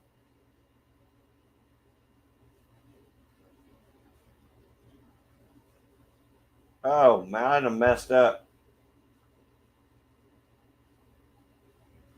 Dang, how far behind am I? All right, y'all quit talking a second. Hey, Recipe from Nature, how you doing? I appreciate you coming in. I've got so far behind ground ostrich. It's good. Huh. I never heard of that. I've seen a lot of people eat emu stuff. Yeah, Fred liked the ripple. Fried alligator. I would eat it. Just never had it. Ripple.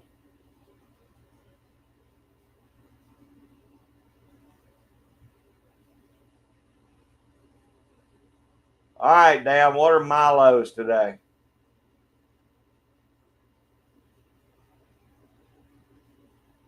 Hey, Fuzz Fork. Hey, how you doing, Fuzz?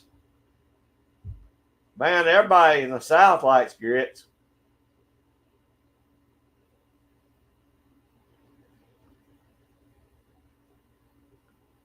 Oh, Milo sweet tea. Okay.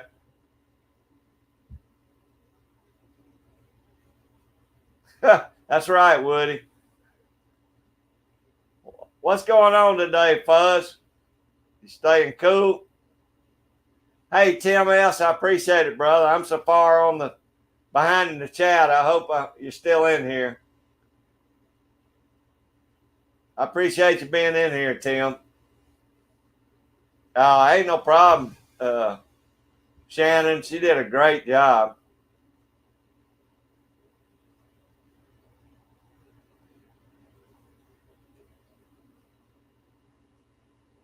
I know it, Vanessa. It's because y'all smoke on Sundays every weekend.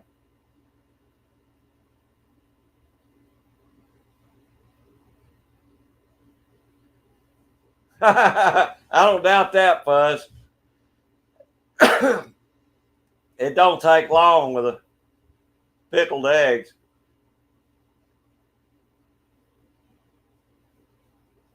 Oh, man.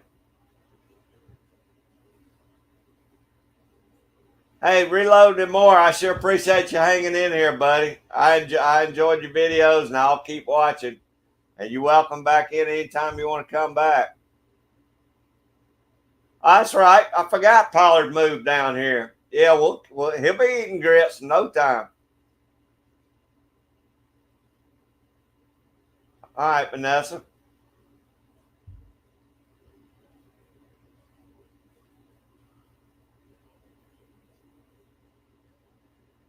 All right, Fuzz. Well, keep him eating.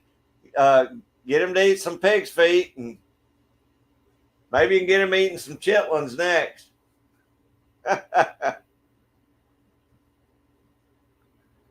Shannon, you'd like grits, brother.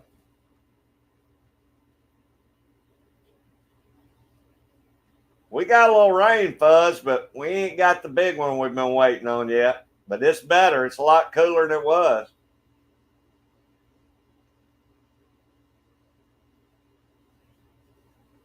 I think I've had Milo's sweet tea.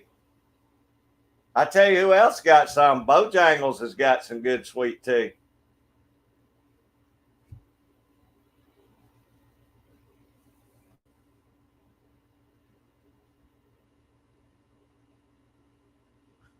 Fuzz.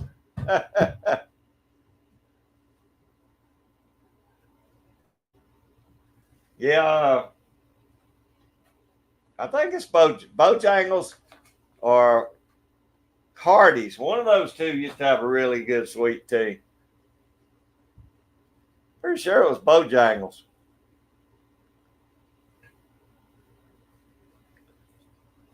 I'd try some, Woody. I just never had any.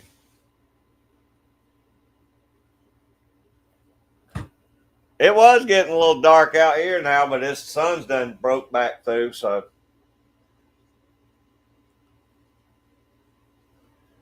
that's the same thing Reloading said, Shannon. They filmed that down where I used to live in a little town where I live. I'm going to have to send you some grits, I reckon. I got something coming your way in a couple of weeks anyway, so I'll just put in a bag of grits when I do it. You have to watch my cousin Benny again and see how to cook them, though. I've heard that, Woody. You don't like grits, Woody? Fuzz Fart?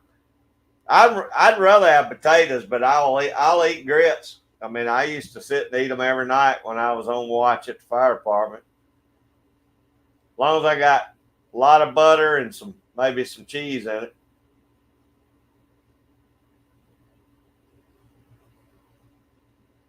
Oh, really, Vanessa? Was that when you were down here? Full-time Dream, how you doing? I appreciate you coming in. Hope y'all are doing good this Sunday afternoon. BS, Bernie Sanchez, how you doing, brother? Hope you're staying cool today, Bernie.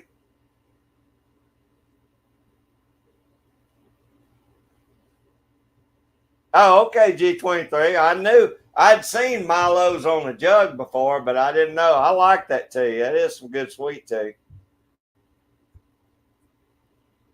Yeah.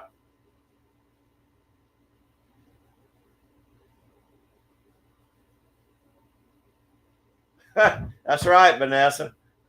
You know, my mama, they used to they didn't have nothing but a wagon back in the when she was growing up, and there's a mill down here, and they had their corn ground down there for grits. I mean, I never that was way before me, but when she was a kid, they did that. I've never had chicken's feet, Shannon. I've seen people eat them.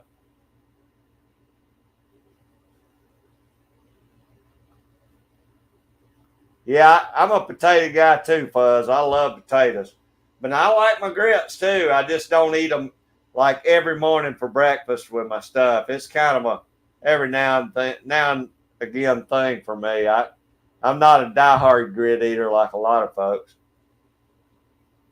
Yeah, Bernie, we're talking food again. Every time you come in here, we're talking about food. We talked reloading and a little bit of other stuff. Now we're on food.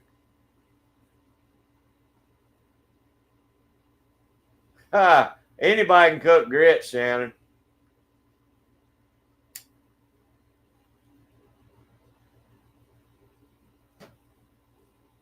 Oh, what y'all gonna grill, Bernie? That sounds good. I love to cook. I like to cook outside. I don't care much for cooking a big meal inside. There you go, Fuzz. Vanessa cooked for you. She had a bunch of food going today already. Yep. Yeah, we talked about that too, Fuzz. It just ain't that bad yet for me. When it hits the fan, then I'll eat whatever I need to, but it's not top of my food chain right now.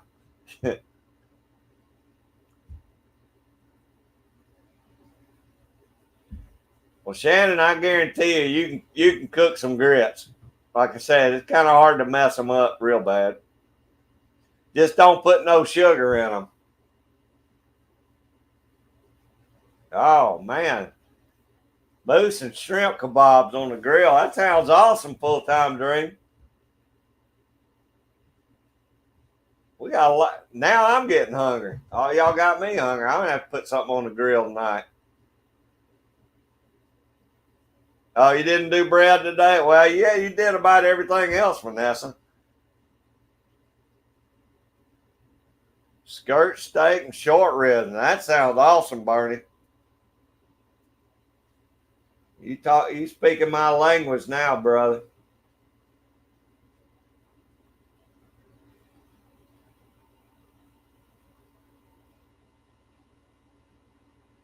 You wash paper plates.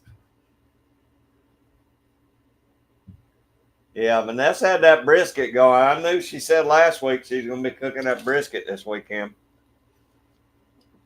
I know those kebabs are going to be good full time dream.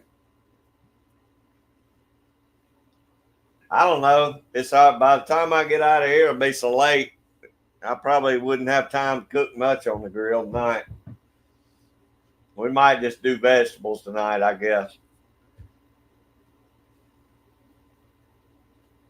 All right, fajitas next week. That sounds good, Vanessa.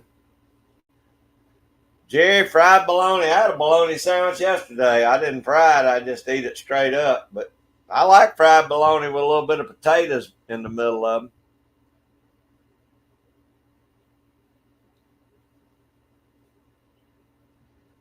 I about ate all our corn on the cob up, Vanessa. All that corn I grew this year, I think we got 2 or 3 years left.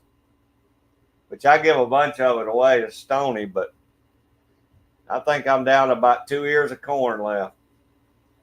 I mean, I could buy some, but yeah, that's the way I like to cook it. Smoke it, put it on the smoker.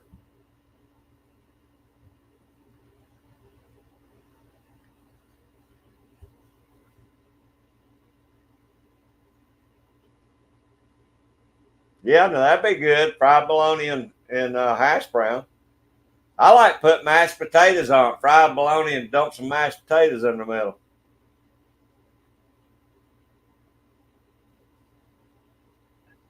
I saw a bunch of corn growing a couple of days ago, and I don't know if it's grain corn for cows because my corn's been I harvested my corn a month ago. So and unless he planted really late, I figure it's probably grain corn.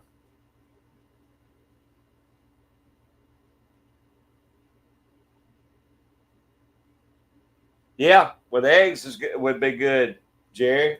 That's why I like spam and eggs.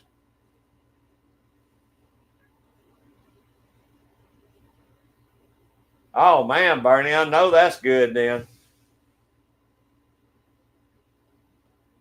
You don't get no fresher than that coming straight from the butcher.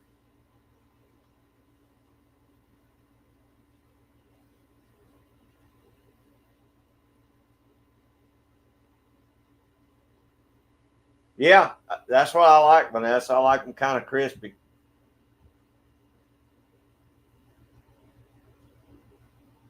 Hey, Gary, I sure appreciate you coming in, buddy, and I'm sorry to hear about your dad. I really am, but I'll be praying for y'all, and I hope y'all have a good Sunday evening. Enjoy your ice cream.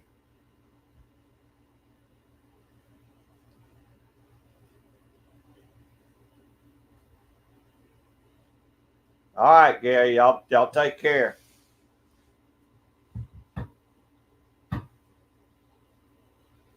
Yeah, Bernie, that's gonna be good on the grill.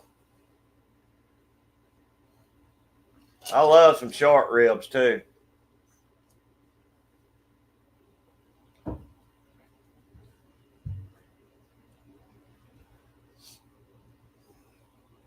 I don't know if I got time to do anything tonight or not, because but when we get off, then Scotsman comes on later on tonight, so I'm usually catching his show after we get through here.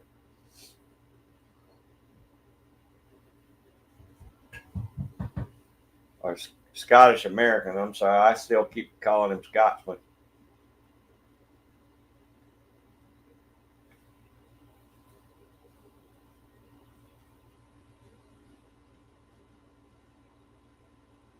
Y'all been doing any pig hunting, Bernie? Or has it been too hot for y'all?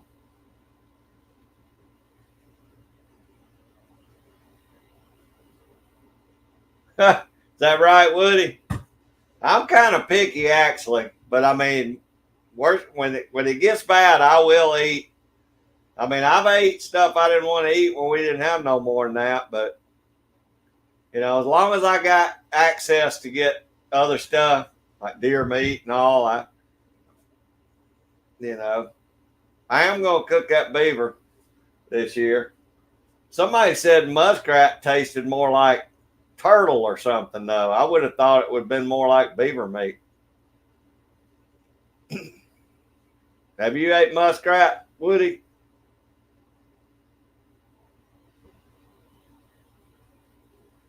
Oh, the crazy. Well, it used to be the crazy Scotsman boxcar, Jerry, but his channel's called the Scottish American. He's usually on. I think he comes on at 7 or 8 on Sunday evenings. You need to go over and check it out. A lot of great folks. A lot of folks that are on here are over there, and he has a great channel. Does a lot of good chats on Sunday nights. Uh, hey, Dan, can you run the link for Scottish American if you're still in?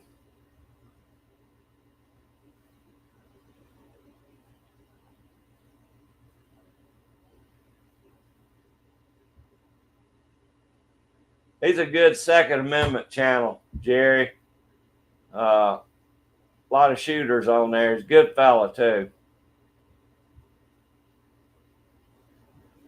He's a true American.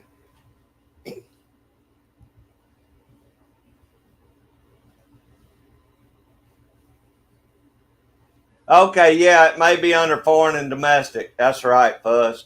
I couldn't remember how it comes up when I get. Most of the time, I get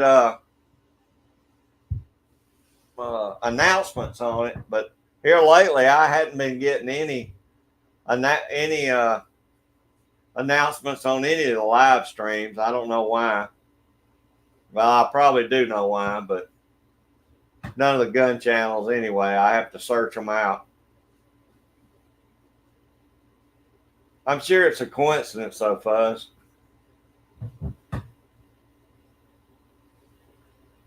There you go, Vanessa. Thanks so much.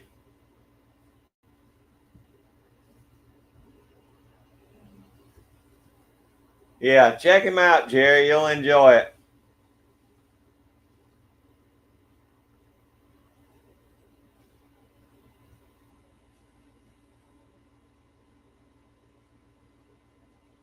Fuzz, are you going to get any traps out this year? Okay, good deal, Jerry. Thanks, buddy. 1900. Okay. I couldn't remember when he came on.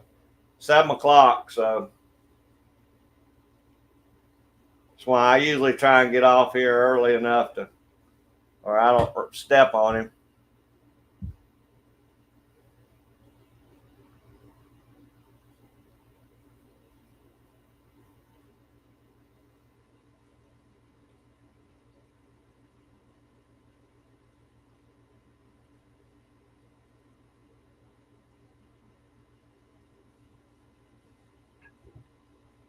Yeah, it's not every Sunday, I guess, Fuzz.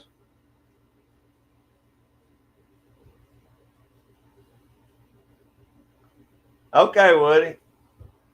Well, I only caught that one last year. I had them mess some over there, but they kept getting out of my traps.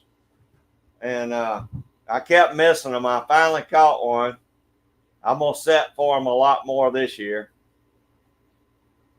Yeah, I hear you, Fuzz. I've been trying to do mine. I've been having them all tanned, and I'm going to go to some of these hunting and fishing shows and set me up a booth. See if I can't sell some this year that way. Because the market's so bad, I'm not giving them away.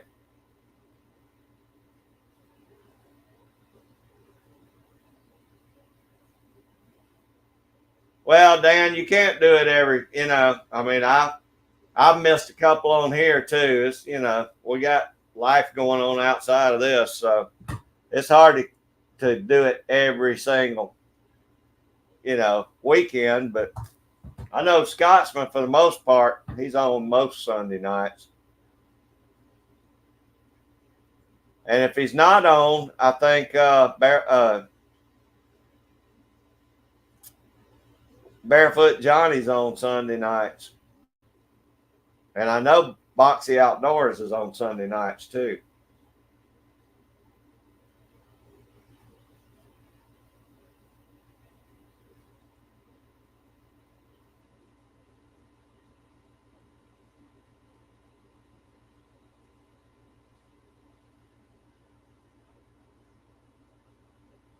Well, Vanessa, I got a bunch of stuff stacked back. I might get with you.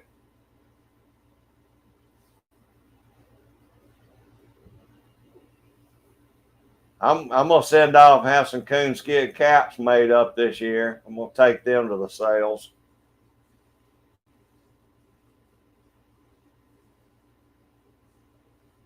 All right, Fuzz, I got to get out next week.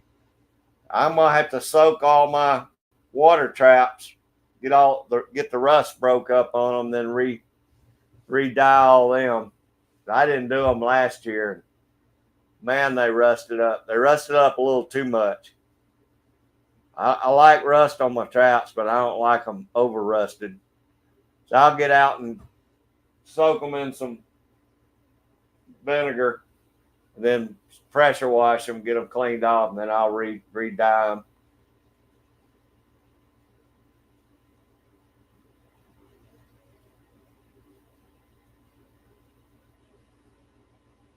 Okay, sounds good, Vanessa. Yeah, I just been banking all my furs up, keeping them stored away right now.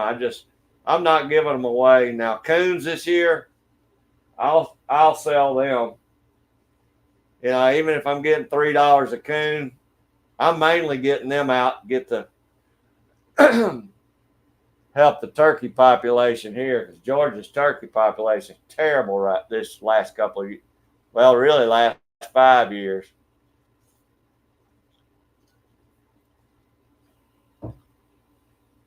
I've been trying to clean out the coons and get as many of them out as I can.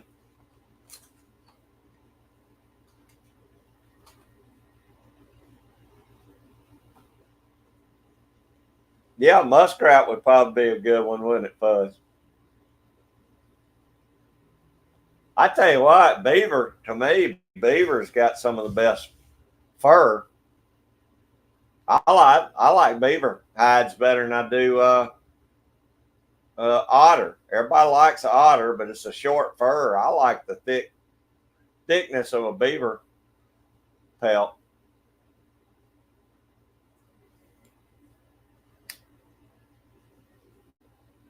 Of course, you wouldn't want to do that making gloves.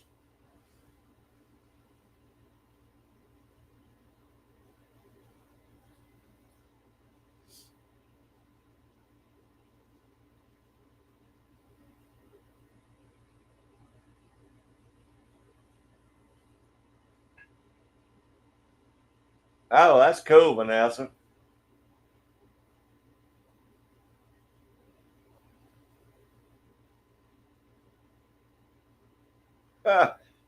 Well, Dan, y'all, that was cool when you went up to that bird preserve that day. But you know, there used to be nothing to look out across a pasture and see 50, 60 turkeys at a time. Now, I think last year when I counted like 26 turkeys, and that was male and female. So our turkey population are, I know they've been cut in half.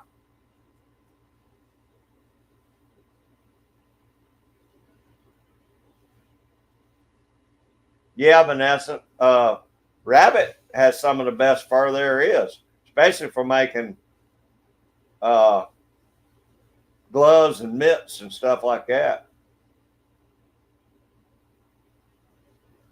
Yeah, that's what I was thinking, Vanessa.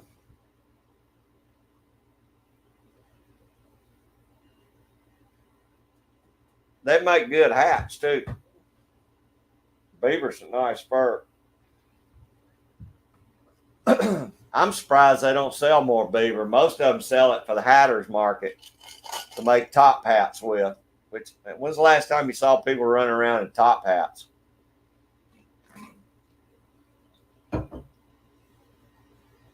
I'm gonna send some off this year, Jerry. I'm not good enough to do them myself, so there's a company, couple of companies I found that I'm gonna send them off and have them make some coonskin caps out of them.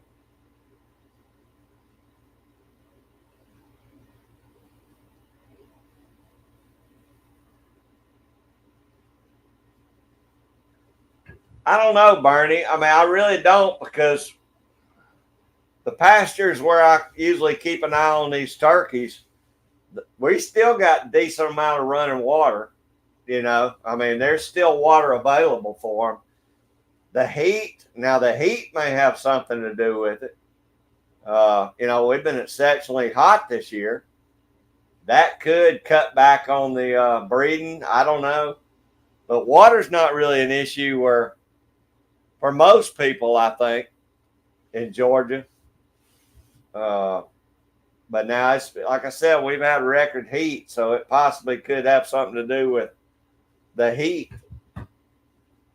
But most of it, I think, is just from predators. Probably some of the studies I've read says it's been mostly from predators.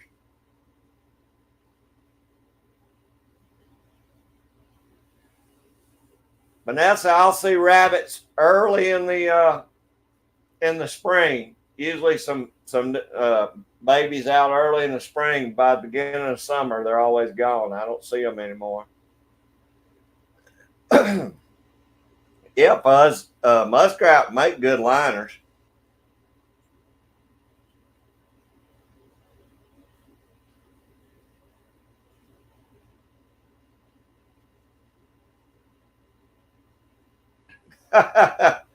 You know, Fuzz, I don't see it. We don't have a whole lot of moles. I mean, I have seen moles around here, but you don't see them very often.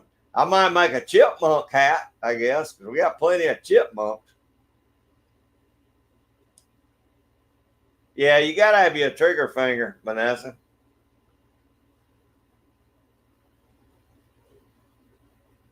Maybe it's got something to do with the heat now down here, Fuzz. And Bernie, I don't know. But I know turkeys are very much on decline down here.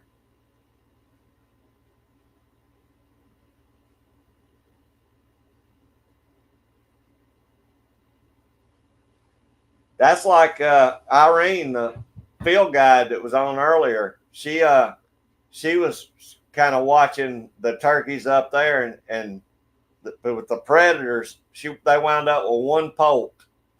GGW. That's all that made it out of all the eggs was that, or all the poults was that one poult, and the fox got all the rest of them.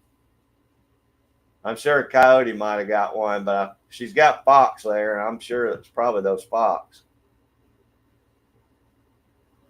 You need to take them out, Vanessa.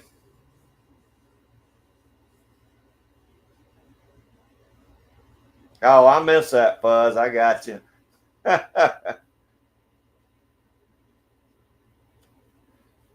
Oh, Georgia boy's back. We're still talking. Well, we were talking food. Now we're talking turkey populations. I was telling them how low we are here in Georgia on our turkey populations. It's ridiculous. That's right, Woody. DC's got plenty of critters in that town.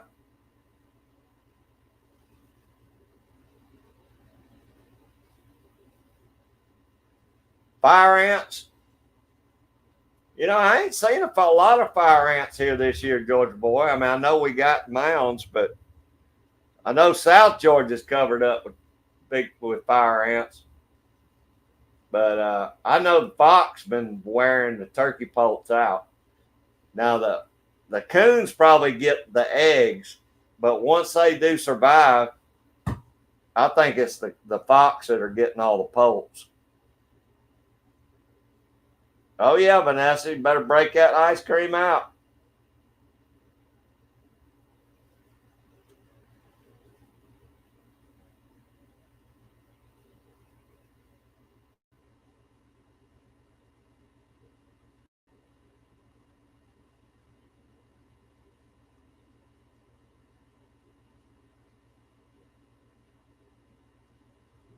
Yeah, Bernie, that's pretty much the way it is down here. The coyotes are pretty slick. It's harder to catch a coyote than it is a coon, but you need to get rid of as many of them coons as you can, and just keep working on the coyotes. Shoot them if you got to. I mean, I know the deer hunters down here. A couple of places I've trapped, they'll shoot half as many as I trap every year because they're just covered up. And like I say, I know the coyotes killed that one calf down here last year, or year before last. So I mean, they're more of an opportunistic animal. If they see something that's hurt or something they think they can take, they'll take it down. But the fox will really do a number on the bird population. Yeah, fox and coyotes, Georgia boy.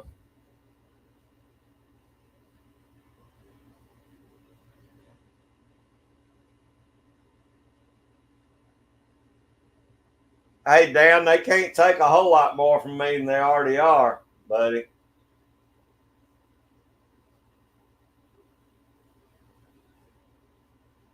I know, but I mean, they're already bleeding me dry. There ain't a whole lot more they can take from me.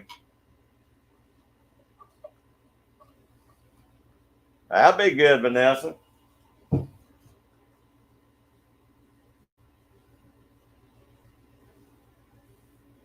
Hey, Fuzz, I sure appreciate you hanging in here, buddy. Hope you don't get any bad storms tonight anyway. But I really enjoyed having you in, buddy. I appreciate you coming in. It's always fun when you come in.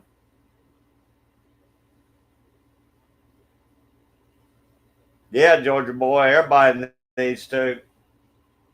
South Carolina, they I don't know if you saw the Georgia Outdoor News last. I think it was last month, maybe 2 months back. Georgia, Alabama, and South Carolina did a study.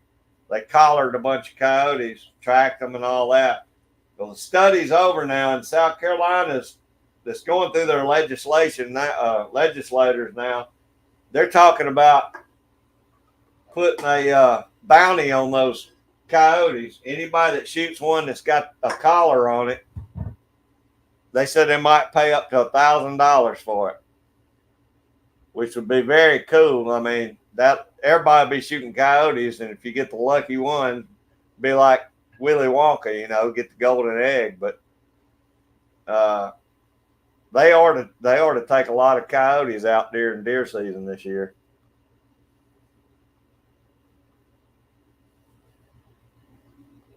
Really, Bernie? We still got a decent amount of mostly red fox. We don't have a whole lot of gray fox. I caught 2 red ones last year, and I let both them go. But Stoney caught a nice gray last year. They're here. They just they're a little more leery than a coyote is. Coyote's a lot more brazen. They'll come out when you're standing there. They're not real scared of you.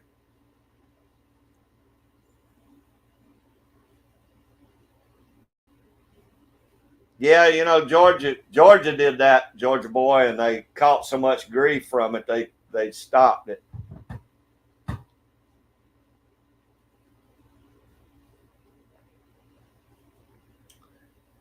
Really, Woody? See, we're catching more reds than we are grays. See, must just be our area. I don't know. I'd like to get a few this year. Like I said, I let those go last year, but I need to. I hope to catch some this year.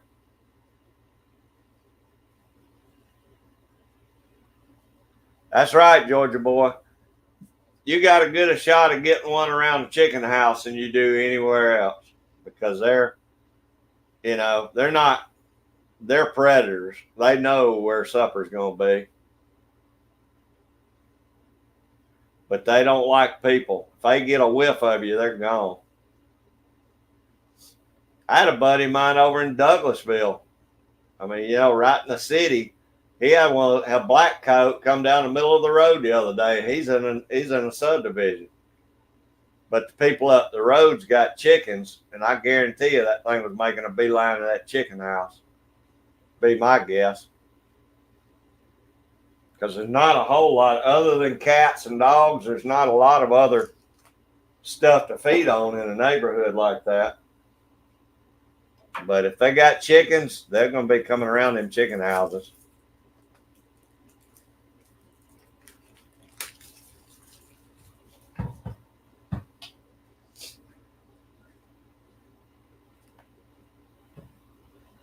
Yeah, Bernie, maybe y'all will get some shots on some of them this year.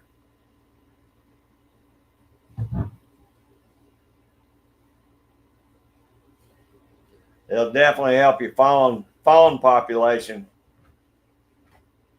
because the coyotes will definitely take fawns down.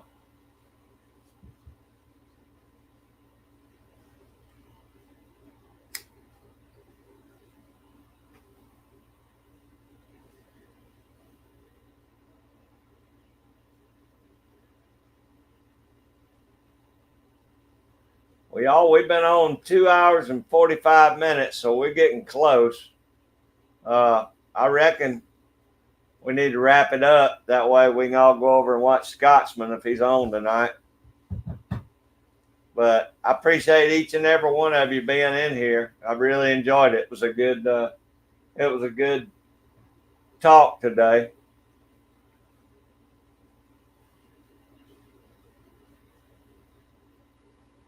No, Jerry, actually, you would think it would, but the on the market, the black coats don't bring in as much money as the lighter color ones, because they use them for mostly fur collars on jackets over in China and well, it was Russia, so now China's probably the only people that's going to be buying.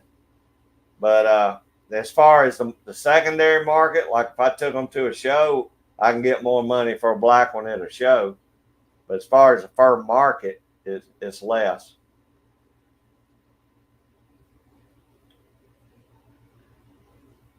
Hey, I appreciate all of you, each and every one of you. And y'all have a safe and fun Sunday night. And I hope to see y'all back next Sunday. Take care.